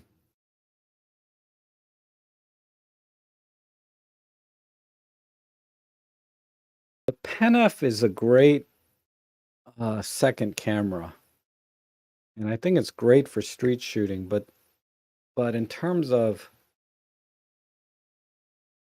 in technical terms, you really don't have any reason to buy it. You're fine with your EM5, to be honest. It's 16 megapixels, if I recall, the Mark 1. Maybe it's 12, but either way, the original EM5 is an awesome little camera, and buying a Pen F is not going to give you any advantages in terms of size, and very, very little advantage in terms of image quality. Now, if you enjoy playing with the color wheel, the creative dial, and using the internal art filters, uh, then yes, the Pen F has a lot of nice fine tuning. The black and white monochrome profiles with grain selection, vignetting, the highlight shadow features, and again, the art filters and the creative dials. All of those things make the Pen F a lot of fun to use in the street if you like doing those kind of things. If you just take Basically, if you're just taking standard black and whites or standard colors and you're not getting all fancy pants with the creative stuff, I don't see any reason to get the Pen F. Or yeah, the Pen F.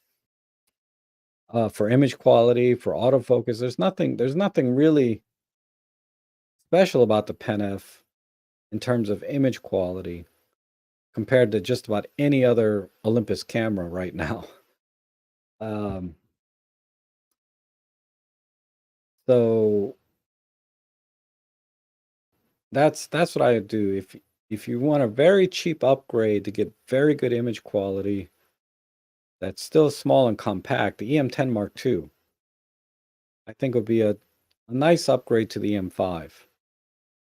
Uh, but the Pen F, if you're a little bit tight, don't buy it for image quality unless you're going to do all of these other creative things with it. That's a lot of fun for me, and I enjoy it. And if I had to get rid of all my cameras but keep one, I would keep the Pen F, because I can do everything with that camera. Yeah, there's a ton of compromises, but I bought that camera just because I think it's a beautiful camera, well made, and I enjoy all of the creative features. I know you can do all that stuff in post, but I like doing it in the field, in the camera. It's just how I enjoy the photography and the craft. Um, so that's what you have to think about. Um, but yeah, my Pen F, oh my God. I love this camera so much. It's got this giant ass lens on it right now. I bought it purely for cosmetic reasons because when I bought it, I didn't know anything about Micro Four Thirds hardly. And I right now I got this little leather case for it. Uh, but to me, this is what the Pen F is about. Having a quality, I mean, it feels quality in the hand camera that you can go out and shoot and enjoy.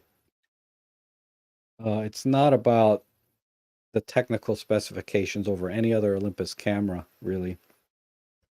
Because any camera can do is what this can in terms of just straight up image quality or close enough, if not better. I hope that helps. So it's still relevant. It takes great images, but but so is the EM10 Mark II. So is your EM5 Mark 1, right? Those, to me, those are still relevant if you're just doing street photography. They'll do a fine job. It's this camera's not really any better at low light focusing and things like that you might run into when you do street photography. The only ones that are good for that are like the EM5 Mark III, the EM1 Mark III that you already have. Those are much better for low light and focusing. But if you're talking about a Pen F, yeah, it's not a low light camera by any means. All right. Gosh, the chat is going crazy here.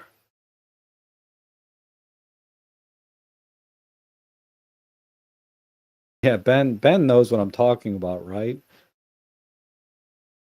One camera.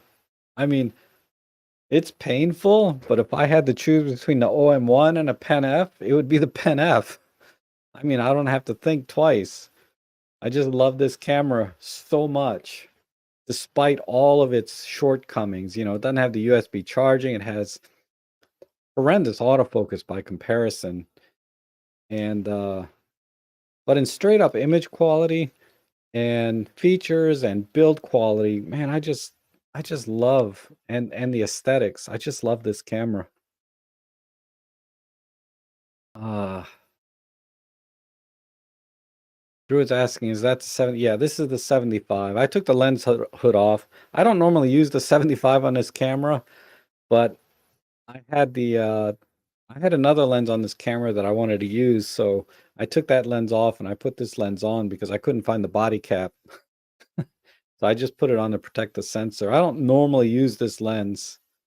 I should probably sell this lens, but I love this lens. I don't know. Eh, the 75, I regretted buying for a couple of years. I bought it, didn't use it for a couple of years, and then every time I use it though, I'm so happy with the results. Oh, that's something else I should talk about. Is using the OM-1 with different primes. The continuous autofocus and keeper rate when I'm using like this 75 or the 45 or the 25 or the 17, forget it. Not that you would need high-speed continuous autofocus with those focal lengths. I mean, you might, but it's a train wreck. My favorite new word now. It's not happening. You have to use a pro lens. And actually, this 75 to 300 is really good using continuous autofocus. This lens, surprisingly, very good in continuous autofocus. I don't know why, but it's really good. 12 to 40 Pro, awesome continuous autofocus. But man, when I put on any of my other regular lenses, my 25, and I'm talking about the 1.8s, not the fancy pants, 1.2 Pros. I don't have any of those lenses. When I put any of my other regular lenses on it, man, it just falls apart in continuous autofocus. Um, when you're doing continuous shutter, I cannot get any results, good results. I mean, if you're doing single focus, single shots, yeah, no problem. Bang, bang, bang. Single shots and continuous autofocus, no problem. But if you're doing continuous autofocus with continuous shutter, yeah, forget it. I don't know what it is. The autofocus motors can't keep up or what the problem is, but that is definitely something I found when I was using the 75 and I was trying to do 10 frames per second continuous autofocus with Ellie, running in my yard. Man, I couldn't get my keeper rate was ridiculous. It was virtually zero. Like the first shots were out of focus, the middle shots were out of focus. Maybe one got caught, and then only until she got very close and filled the frame, or maybe she slowed down in her pacing and walking, but that's when I got a shot. It was like 80-20, 80% miss, 20% in focus when I was using a regular lens. Um,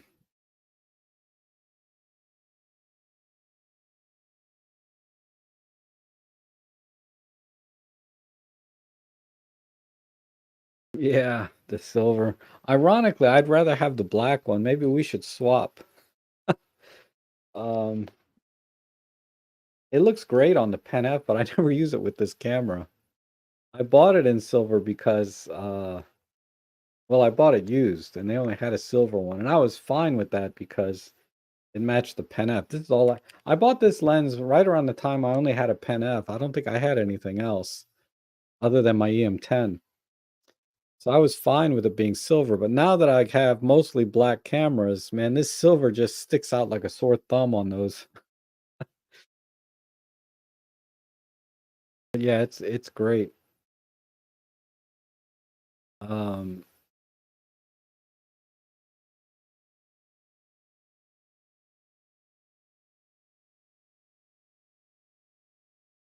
I'm gonna catch up on some of the chat here. I see John Follows walked in. Awesome.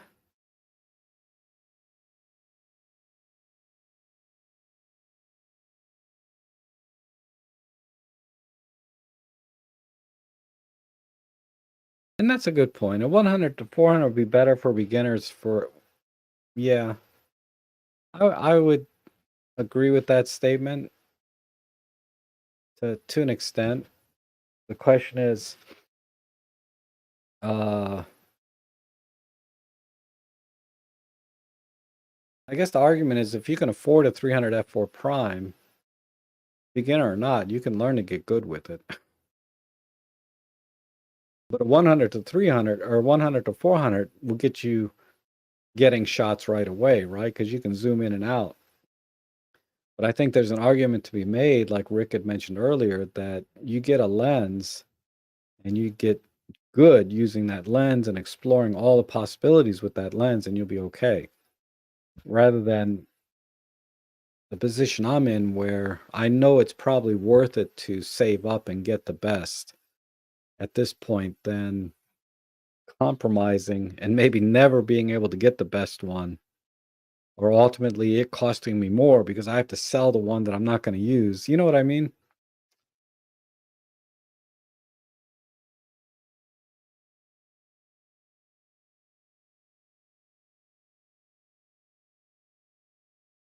How much storage space do I have for my, oh, well, it's a little bit, it's not a fair comparison because I have so much video footage. Um, I mean, I went through like 500 gigs of video just this week, and that eats up a hard drive very fast, right?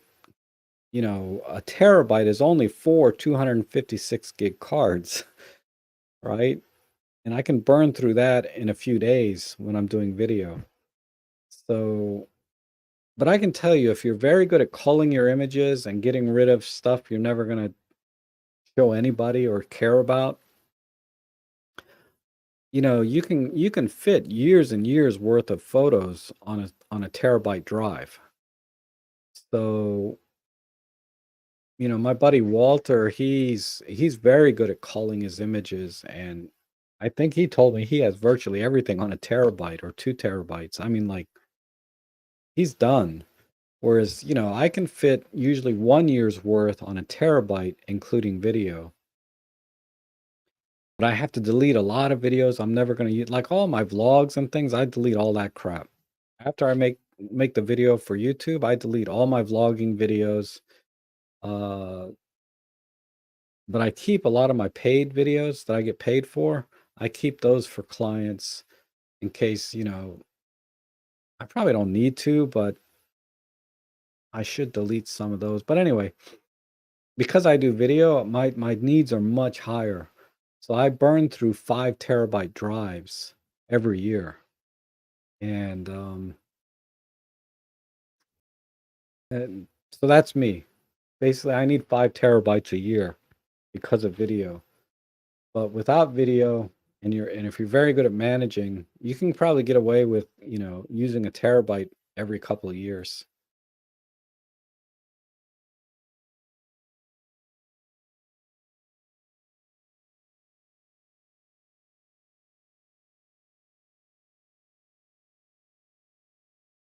Do you see if you oh, hey, Robin, how are you? Man, that's awesome. Robin Wong is here. I'm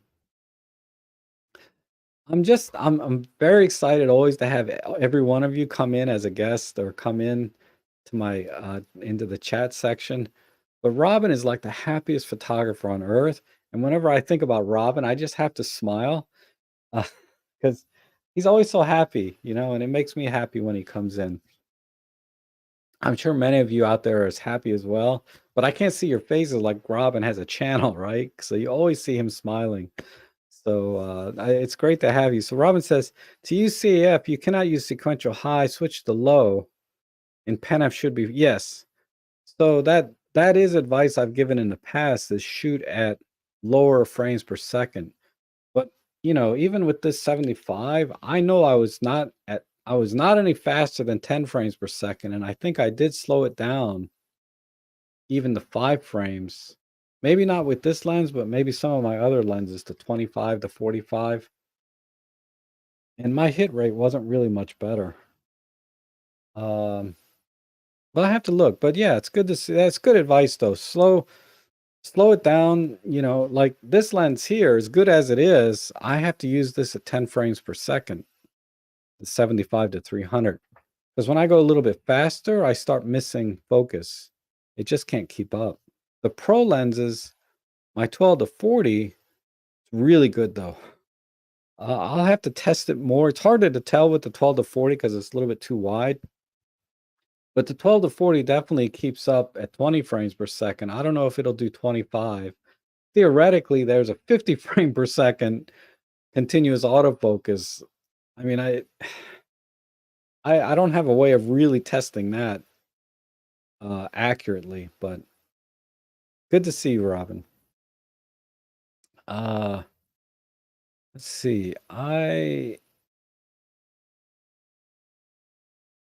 Yeah, the PenF CAF is not great. Yeah, the autofocus on the PenF, it's it's not horrible, but it's the weakest of all my Olympus cameras.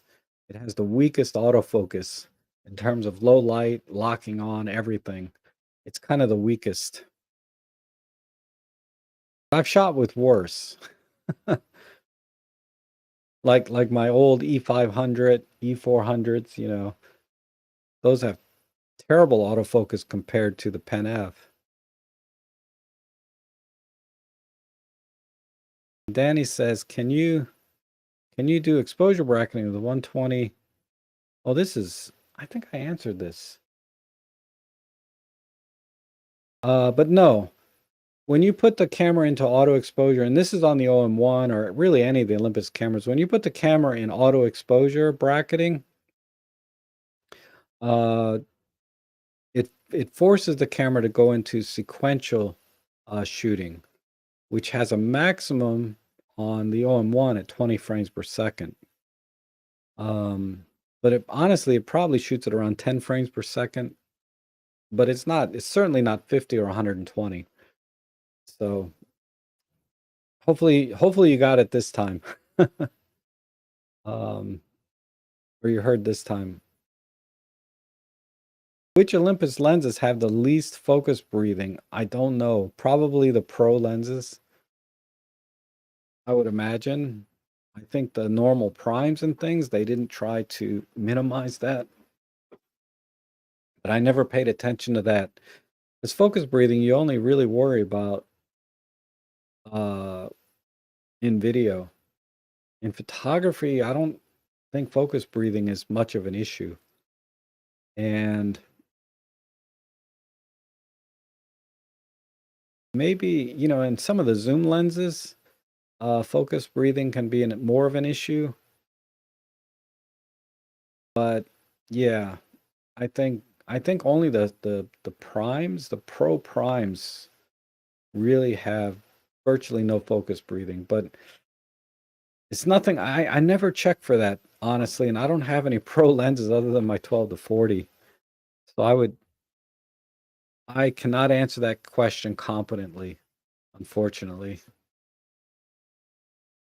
You'll have to cherry pick reviews on YouTube to find out, to be honest.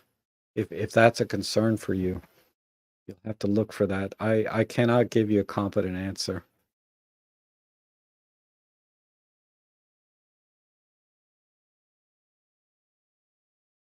Oh, yeah. Continuous autofocus does not work with sequential high. Um, so I think the point I was trying to make or distinguish was when you're using sequential shooting, you need to slow the frame rate down. 10 frames or less. If you're just using regular lenses, the pro lenses can go faster. Like I said, I don't know if any of them really can continuously autofocus at 50 frames per second. I'll have to test that when I get a decent pro lens. But yeah, sequential high continuous autofocus is turned off. You have to pre-focus.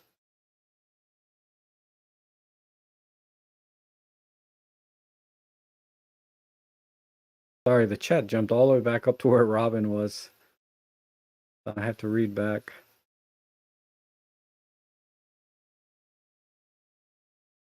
Oh, you're helping out, supporting some other streamers. That's awesome. You should just come on my stream. And I forgot to mention this at the beginning of the stream. I have links down below to join me live. We can go split screen, or if you just want to do audio only. Anybody that wants to join in, I always have that option. I should just put it on the screen down here saying join me live, look for the link below, because otherwise you'll never know, because I forget to mention it.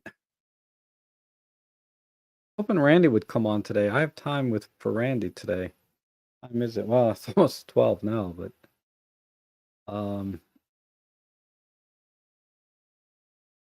yeah, I considered it. The 40 to 150 Pro with a 2x teleconverter, that'll run like $2,000. But now we're in the range of getting the 300 f4 Pro, right? When you break the $2,000 mark, sky's the limit from my point of view, really. Short of, getting the 150 to 400. I would have a hard time justifying that to myself even. I mean, dropping 75. I mean, I'm in a position I don't have to ask anybody about any purchase I make, right? It's totally on me to make that decision. I know a lot of people, they have a significant other, they have kids to feed, things like that, right?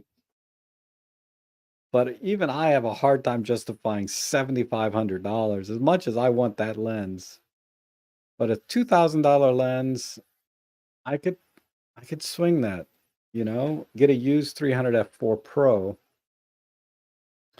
I could swing that on a credit card because I got all these 0% offers I could activate and get away with it, but we'll see. I thought about it, but I'd rather have the 40 to 150 f4. Oh, so many lenses I want.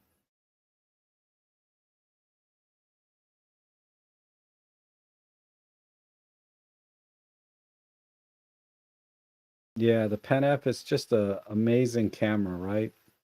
Whenever John takes his out, he gets comments and questions about it.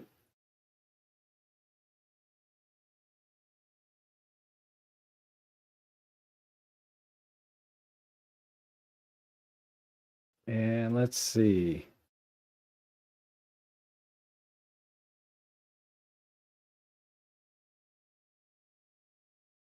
Yeah, Robin Wong's happiness is infectious. I don't know why that didn't pop up. But I cannot emphasize this enough is Robin always smiles, and I'll have to confess, I used to be a car salesman many, many, many years ago, right? And there was a guy there, didn't speak English well. It was not his first language. So he had a very strong accent.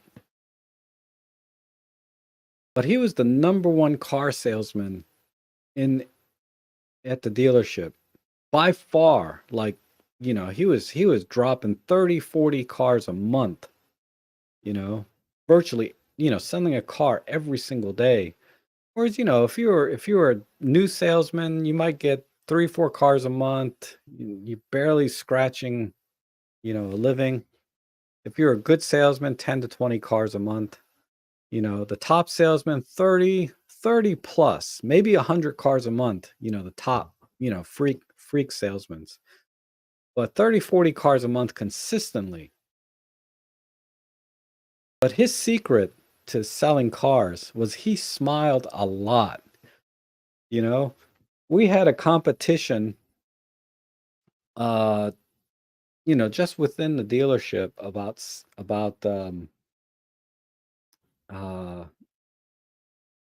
presenting the car for sale, going through the because they train us, right, to sell a car. So we had this competition to see who did the best presentation, closing, all of that, right?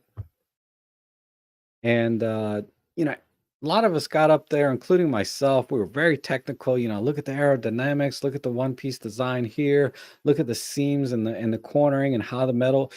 We talked about the car, the direct injection, all of this stuff, right? And we all did well. We covered everything they taught us very well. The top salesman in the dealership didn't know jack about cars. I mean, he knew they had four wheels, but he was the top salesman. You know why? Because he was like Robin. He would just smile. He would say, "Look at this car. It's so nice." And with broken English, "It's so nice, this car. Look at here. Look at how they did this. Here, sit down. Isn't this comfortable? You know, look how nice that is. Feel that, That's all he did. Number one. And Robin, he backs up all of that charm and happiness with technical knowledge, right? And that's why Robin Wrong is so awesome and a great guy to be in our community, great guy to have in our community. Um, but that I'll never forget that. And that's something I think the rest of us on YouTube as you know personalities, we should smile more and have more fun and enjoy our time because that's I mean not everybody comes here to see us smile and be entertained, right? Some people they just want the details, just the facts. I get that. So check out Gerald Undone or um you know what's his name over at Camera Labs.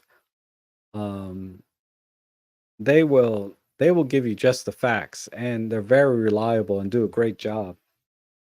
But man, if you need some shutter therapy, Robin Wong, right? And if you if you want some comedy and humor and entertainment, Casey over at Camera Conspiracies. These guys, they really I think deserve a lot more credit for their contribution in photography and as a community or in photography and on YouTube. I mean, they're both doing very well on YouTube, but they're much better in my opinion than say the channels that have like a million subscribers. It just um but anyway, and like James Popsis is another good example. He smiles, but you can't tell. He's got that, kind of like that Chandler smile from Friends. He smiles, but he's not smiling. But he's very entertaining and has great stories. I always love watching his channel. Anyhow, I just been and Danny Goes says focus breathing is important when doing multi-frame posts, like you want high compression of long telly, low light, but you want the background to be sharp as well for environment. No bokeh here. Okay. Yeah, it's not something I've ever considered in photography. It's not a consideration when I'm composing. Um, but I do want to share. I don't want to minimize the importance of focus breathing. In really, I don't want to minimize anybody's concerns or questions because you never know why something might be important to that person, right? When I say something's sharp enough, somebody else might be like, no, it's not. I'm like, why? Why would you ever need something that sharp? And then they say, well, I do this. Oh, well, that makes sense. Right. So when somebody asks me about focus breathing, or high ISO noise or something, I don't want to minimize their concern at all because I don't know what their application is necessarily, right? If somebody asks me general questions, I'll be happy and I can give you generally I can give you good general photography advice and recommendations, but something very specific like focus breathing, uh, you know, that's that's something I can't speak to because I haven't had any applications in my photography where that would be a concern. So I wanted to show Danny's post here to explain, that this statement here might make sense to some people more than it does to me. Because even this statement here, I'm like, I still don't get it. What's the big deal, right? But this might mean something to somebody and be important. So that's why I'm showing it. And I don't want to minimize it. I think it's important. I think it's important to hear everyone's point of view and everyone's rationale. Something I learned when I was married. Never, never, never minimize or ignore what you think is not a big deal. Because let me tell you, your wife or significant other, it could be a big deal, and it gets you into a lot of trouble if you just ignore any concerns or any questions or anything from anybody. Okay. Uh,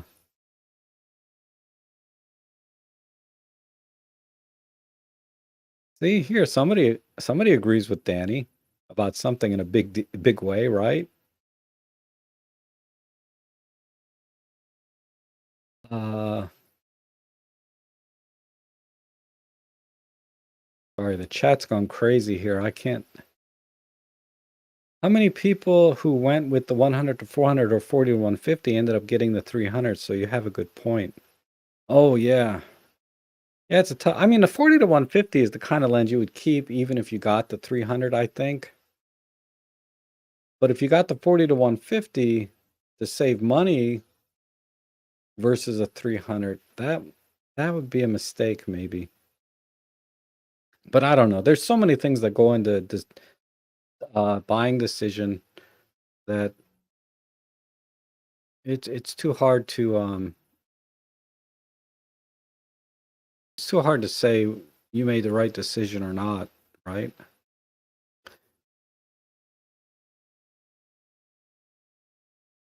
And let's see. I'm about 15 minutes behind on chat.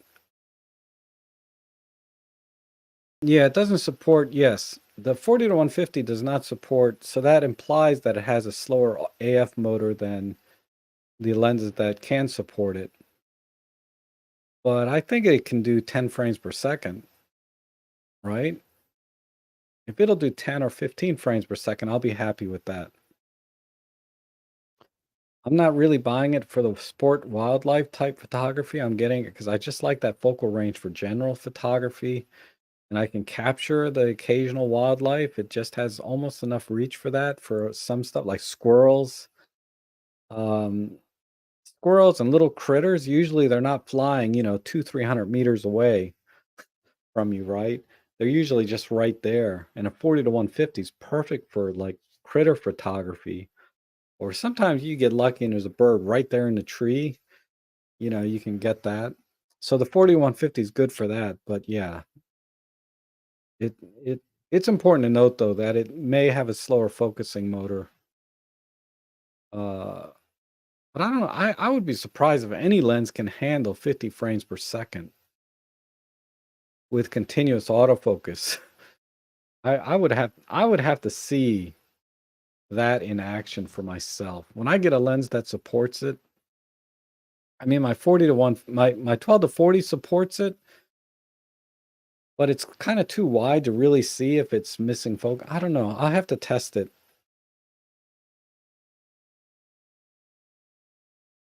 Oh yeah, macro focus breathing is a big deal. That is true. When you're stepping through the focusing and there's focus breathing from near to far, that can jack up your macro shots if you're stacking. That's true. See, if you think it through, you can think of a lot of reasons you need to know about focus breathing.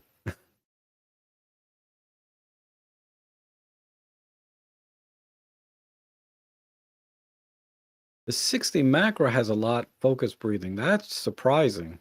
I would think it would be that would be minimized there.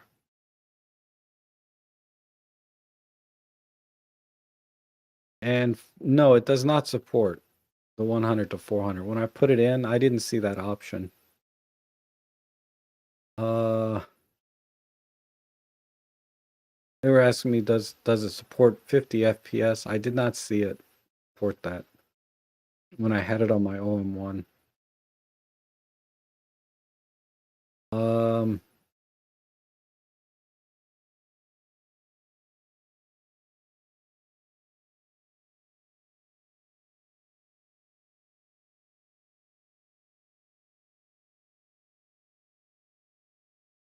okay, Casper. Yeah, come on in.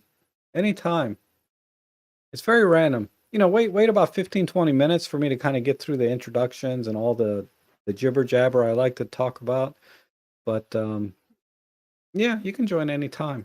That would be great. Have some pictures ready because you can do share screen and all of that stuff too. I do have a special guest though in a couple of weeks, and that'll be good.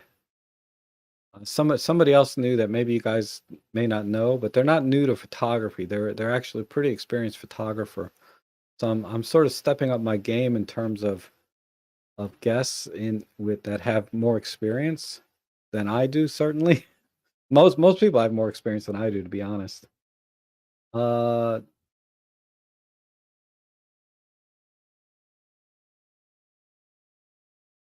Rob, do you think I think they will? Oh, I'm sorry, I don't know why your chat didn't come up. Do you think OM will announce another camera this year? I think they will. My opinion. Because the OM-1 is a flagship, right?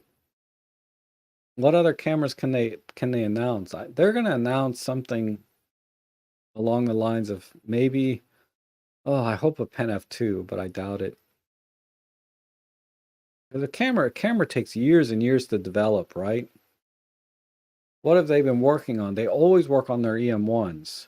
That's why we have EM1 Mark III, EM1X, OM1, all within a couple of years. We have all these cameras. EM10s, they work on a lot. We've had a lot of those over the last few years. So my guess would be an EM10 sort of entry level camera, but has the same sensor as the OM1 without the sophisticated autofocus, right? The subject detect. It'll probably have the same and slower shutter speed, frame per second. So my guess would be an EM10 type camera. They might call it the OM10. But my guess would be they would have an OM10 that has the same sensor, but less features, no subject detect, and no and slower shutter speeds and less video specs. It's not going to do 4K 60. It might do full HD 120 or 240, and then smaller EVF, lower resolution EVF and live view. But that would be my guess as a second camera is something in their OMD type style lineup. An OM10 is my guess.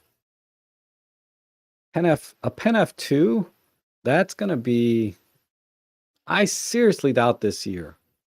But if they're working on it, maybe in another year or two. That's my guess. Gordon Lang, thank you, Robin. I was talking about the other guys that are just the facts.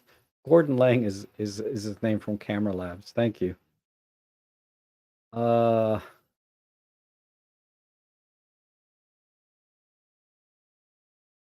Check out this article, small lens photo.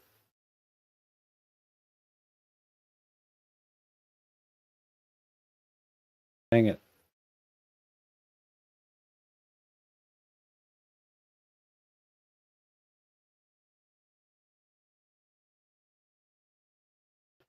I accidentally sorry, I lost my streaming app.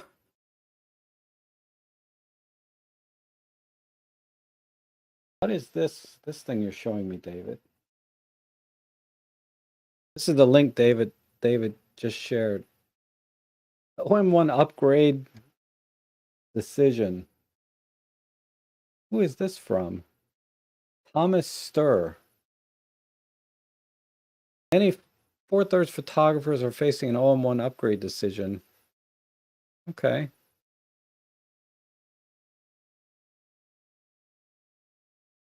I ain't reading all of that in the stream. I might check it out later.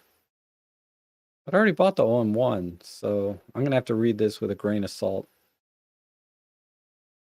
Lots of good samples here, though. I like that. I like this. Okay, we'll check it out. Good resource. Thank you, David.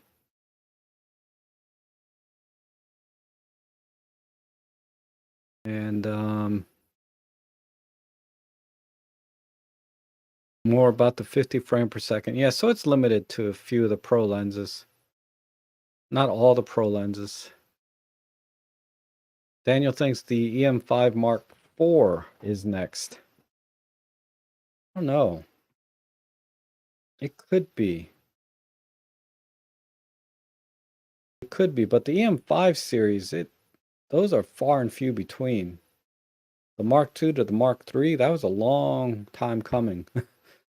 But the EM10s, just a guess. I mean, your guess is as good as mine.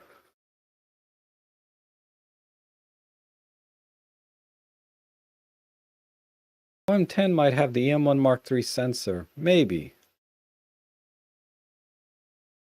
That would be pretty awesome too. Because I would assume the parts are cheaper for them to manufacture or buy manufactured, which would keep the OM10 price down. That makes more sense, actually. Marco thinks the EM1X replacement. Interesting.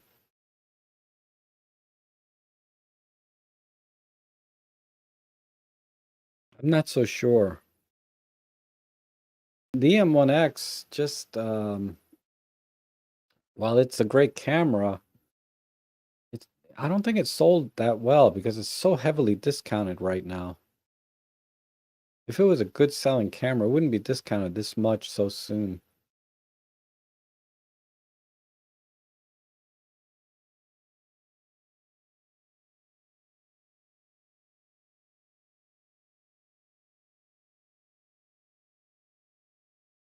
Uh, I'm too kind. You'd love to meet the car salesman, Rob Trek. Yeah. I was in my early 20s. I mean, we're talking like 1985. I was a car salesman, I think. It's been a while.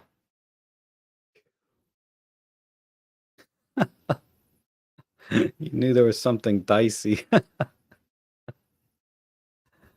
Oh, wow.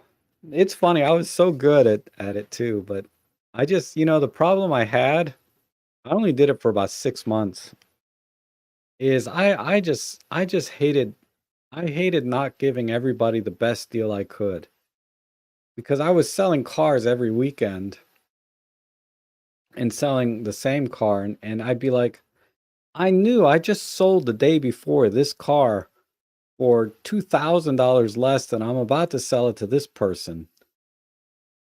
And it just killed me. It killed me when, I mean, it was better for me. I got more commission, but it killed me that I could not give the same price to every customer. The goal every day was to sell the car for the maximum price, right? And it just killed. Now, and again, this is back in the 80s, right? The Wild West. Things are probably the same now. I don't know. But now we have CarMax and and fixed price, one price places. But back then, we didn't have all that crap. We didn't have internet, okay? We didn't have you know, these one price CarMax type things. Back then, car dealers were, it was the Wild West, man. Old school, like you see in the movies, car salesman. And our goal, like I'll tell you one thing that was funny was we were we had we had an ad in the paper for a car at this ridiculous price. Like it was like thousands less than than what you would normally pay for this car. But what we advertised was a base model, right? With no accessories, nothing. Didn't even have a radio. Okay. Back then, you could buy a car without even a radio in it. Um, and we'd have the sales meeting about this ad. And the sales manager would hold the ad up and says, "We have an ad in the paper for this car at this price. It's going to bring in a lot of people, right?" And we're like, "Yay, all right, we're going to have a good crowd, good advertising, marketing, yay for the marketing team." But the sales manager said, "Anybody sells this car, you're fired." I was like, we're like, "What?" We have one on the lot. We have one. Nobody sells this car for that price. Nobody sells this car, period. Because we need to run this ad all month. So we need that one car on the lot for this ad to be legal, right? But anybody sells this car, I mean, you could sell it, but you'd lose your job the next day. So nobody's going to sell it, right? Oh my God, you wouldn't believe the kind of crap that went on at the car dealership. I mean, it was vicious. Everybody was anybody that walked onto the lot, they were getting hit by a salesman like this. And it doesn't matter why they were there. They could be the vending machine guy restocking the machine. You'd be like, "Hey, looking for a new car today? We got some deals. God, what were some of the lines we had? I don't know why I'm talking about this. It has nothing to do with photography. But what the hell? Um, it was something. Um, and and they taught us how to do financing and make it as confusing as possible, right? Oh my God, we had the Foursquare system where we would say, "Okay, this is your down payment, this is your monthly payments, this is what the car costs, this is something else." I can't remember. We had a Foursquare system, and we start drawing it out. So, what's important to you? Is it a lower monthly payment, or can you make a bigger down payment? Would you like a lower rate? Yada yada yada. Because even when you went into the finance department back then, the finance guy would try to give you the highest interest rate possible because they got a bigger commission. And then they would sell the warranties and the undercoating, and oh, man, it was a con job from A to B. You know, just it was terrible. And after about 6 months, I couldn't take it anymore. I mean, I was excited at first because the first month you're just training and learning about cars and out driving. And, I was like in my early 20s. I was driving new cars. It was awesome. Then the second month, you start making a couple of sales and you're like, "Yeah, okay, I can make a living doing this, right? Here's this." And then by the third month, you're like starting to feel like, wow, at least for me, I'm like, I'm starting to see some deals that I could have, I made some money, but I could have gave them a better deal. And fourth and fifth month, I was like, this is, I'm not really liking this anymore. Because you're done with driving new cars. So, okay, yeah, they're fancy. That's fine. And by the 6th month, I just said, I quit. I can't do this anymore. This is just mean. Uh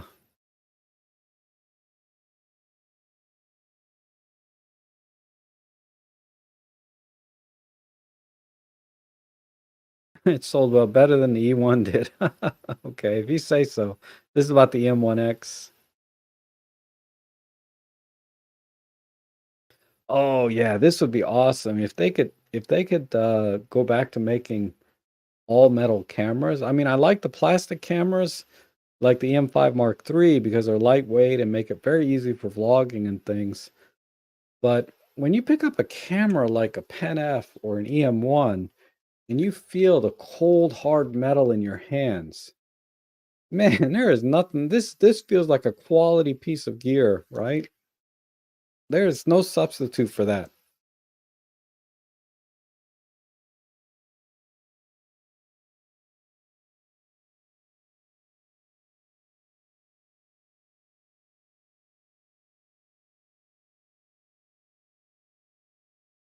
Yeah, Tony B. Buying cars was more fun back then, definitely.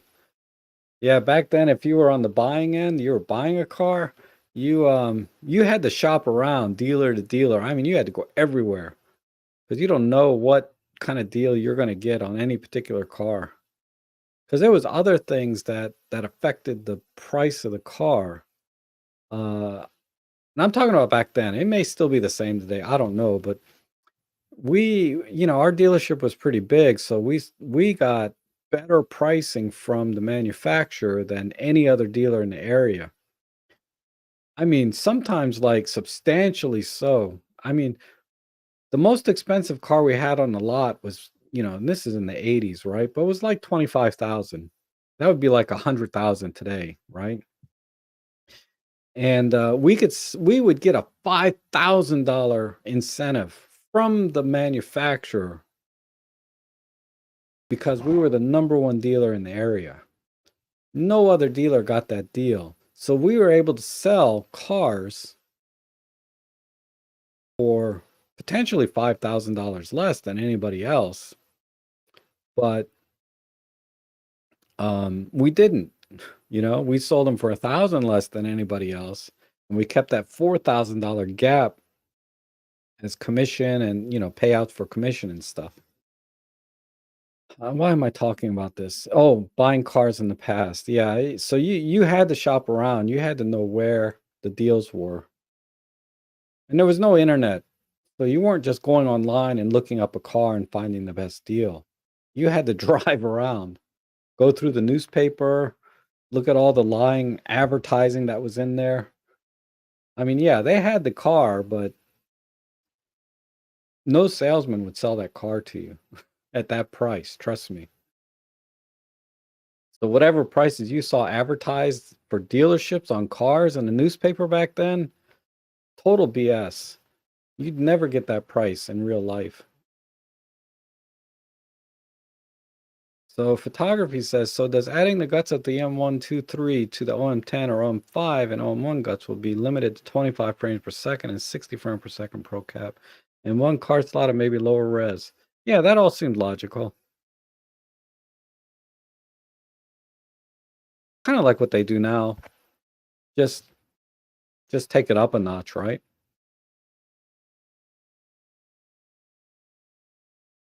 And Daniel thinks the OM1X would eat the OM1 in sales. I don't know. I don't know.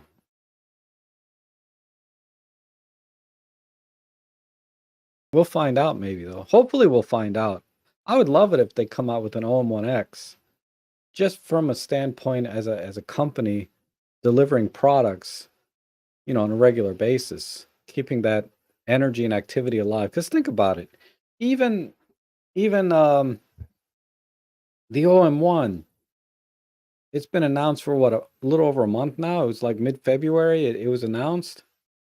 Even now, the activity is kind of dropping off in terms of like the at least on my channel, activity's kind of like coming down. I could say, on the day of launch, if I just said OM1 in the title, man, that was like 1,000 hits, right? I mean, I didn't even have to say anything about the OM1, just have it in the title, and people would come and watch my channel for 3 hours in a stream. Now, like, man, what do I got? Like 50 viewers right now? I can't really tell. There's some lag in the view count here. But, on day 1, man, 400 viewers, like, on that other stream I did, it's, so it's already kind of, like, tailed off. And that in a way is good because now the kind of videos that I actually like to make, will not feel so underrated because people are putting out videos on the OM1, they're getting thousands and thousands of views. And I'm like, wow, that's awesome. But my views, I don't know. I've been getting more than 1,000 views lately, but that's because it's a new camera. And but generally speaking, I'm happy if my videos break 1,000 views.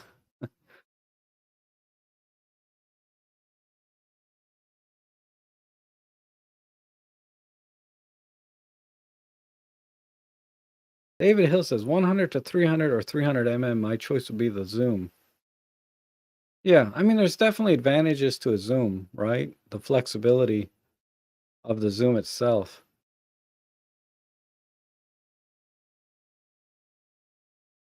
But okay, let's see.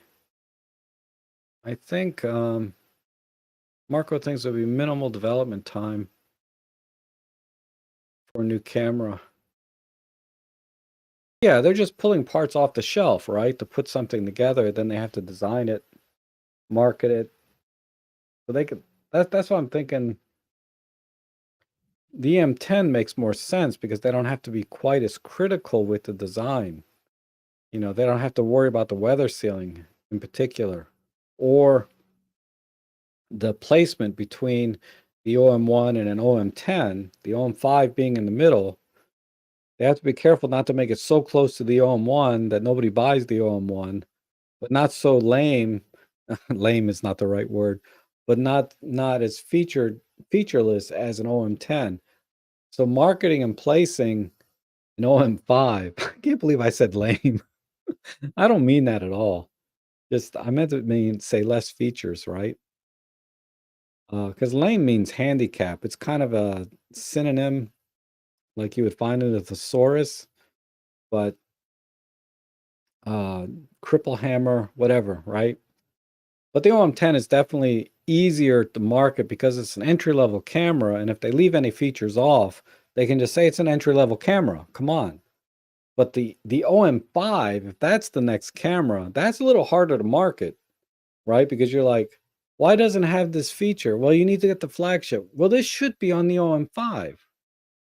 This is a feature a lot of professionals need that don't want to get the OM1. You know what I mean? It's like OM5 is a little harder to market than an OM10. OM10 is easier because you can say it doesn't have it's entry level. We can bring the price down, get people into the system. It does 90% of everything you need to do. Um, but then the OM5 has to do 95%. And the 5% that missing, people are going to complain like it's the end of the world, like it's a deal breaker. They're like, OM5 is awesome. It does 95% of what I need it to do.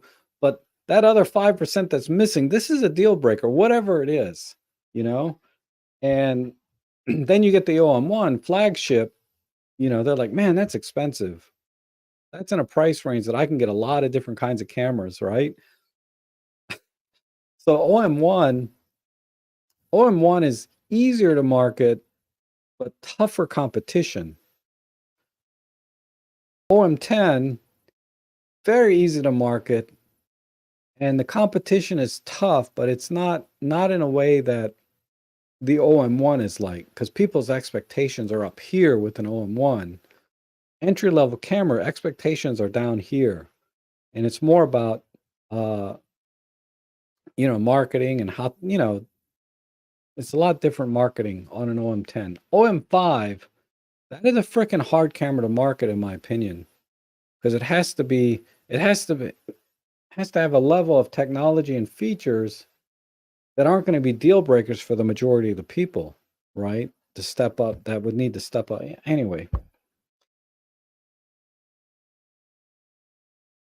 I don't know why I jibber jabbered so long about that. I'm not a marketing expert by any means.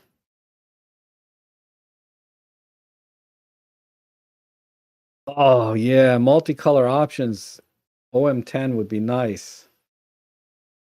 That would definitely generate some interest. I think the pen series did that a lot, right? Or should do more of.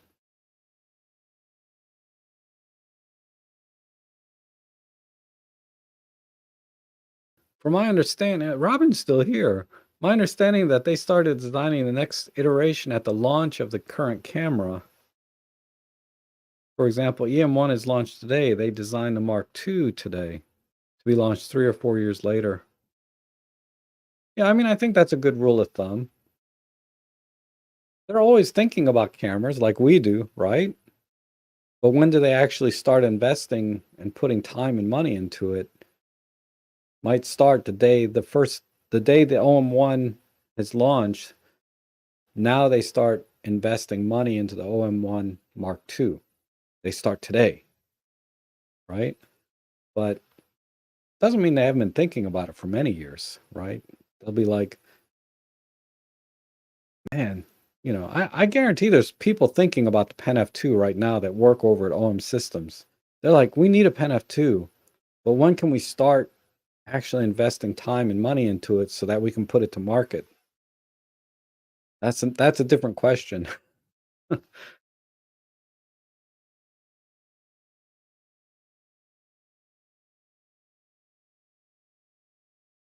Their estimated development time was 2 years and one more for conception work.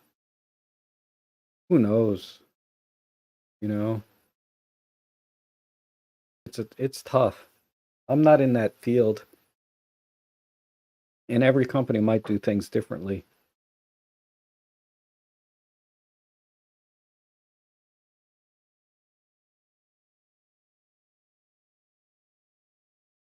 Okay. Well, so if anyone asked a question and they're still here and I didn't answer it, you can ask it now. I'll give you a minute or two, but I should probably wrap up the stream soon because I'm getting really hungry. Um,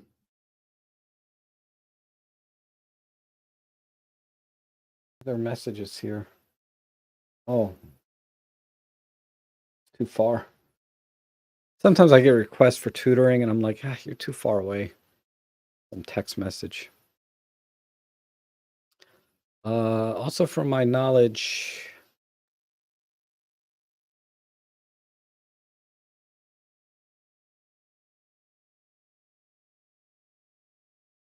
yeah, just go have lunch. Hey, Mark, how are you? I think I'll do that. Also, from my knowledge, Penf was a failure in sales. It was selling poorly. Whatever future plans they had was scrapped off. Yeah, I read a different story. They interviewed somebody at Olympus at the time, and there were never plans to make a Pen F2. The plan was to make the Pen F, and they said it it did okay. It met expectations, which means yeah, probably didn't sell that well. In real life, because half the people that you talk to that they interview uh, for magazine articles and online vlogs and things, these guys are just PR people. They're not the actual technicians and engineers in the background, right? These are the PR people, and they're going to put everything in the best light they can. That's what a CEO is, right? They're just a PR person. They're the face of the company, and they have to put on, a happy face and say everything is fine. We're not selling Olympus. We're not selling it. This is our legacy. This is what we do. We love our photography customers, and the next day they're saying our legacy will continue with OM Systems or JIP, with a big smile. Nothing to worry, don't worry, nothing to see here. Everything will be fine. And I think everything's fine, honestly, from my point of view, but uh that's just how it is, right? So take everything you read online, hear online with a grain of salt. Make a decision, make a buying decision on what fits your needs today and what you might think you need in the near future, but never buy something on rumors or anything you see online or read or hear about that's public information. If you have some inside information, that's different, right? I don't have any inside information, but always make the decision based on what you need or want, you know? A lot of times we just want things, right? Like a pen app. I don't need a pen app. I wanted one. But don't base it on a rumor or article or anything that you hear or see that says they're going to be out of business tomorrow. Don't buy in that system. I don't think I don't think we can ever believe what we see or read that are public unless they're very definitive. The CEO of Olympus comes out and says, "We sold our photography imaging division to JIP." Well, then, yeah, that might affect your buying decision as a professional, right? Back in the day when that happened, but it shouldn't affect most people. If you like a camera, just buy it. If you like a lens and it's within your budget, just buy it. You know, enjoy life, enjoy this craft.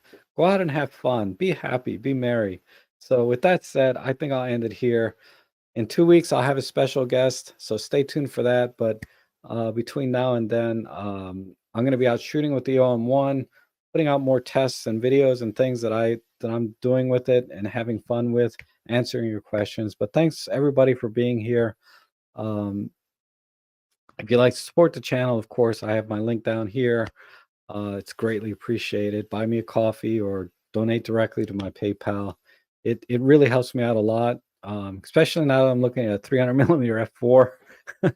Every little bit helps. But you guys have a great weekend. I'll be back on Sunday. Thanks for joining me today. We'll see you again soon.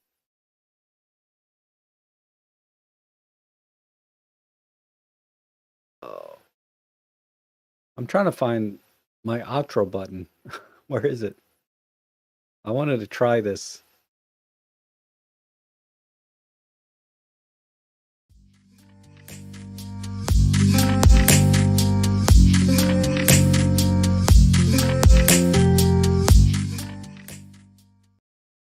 Hey, everybody.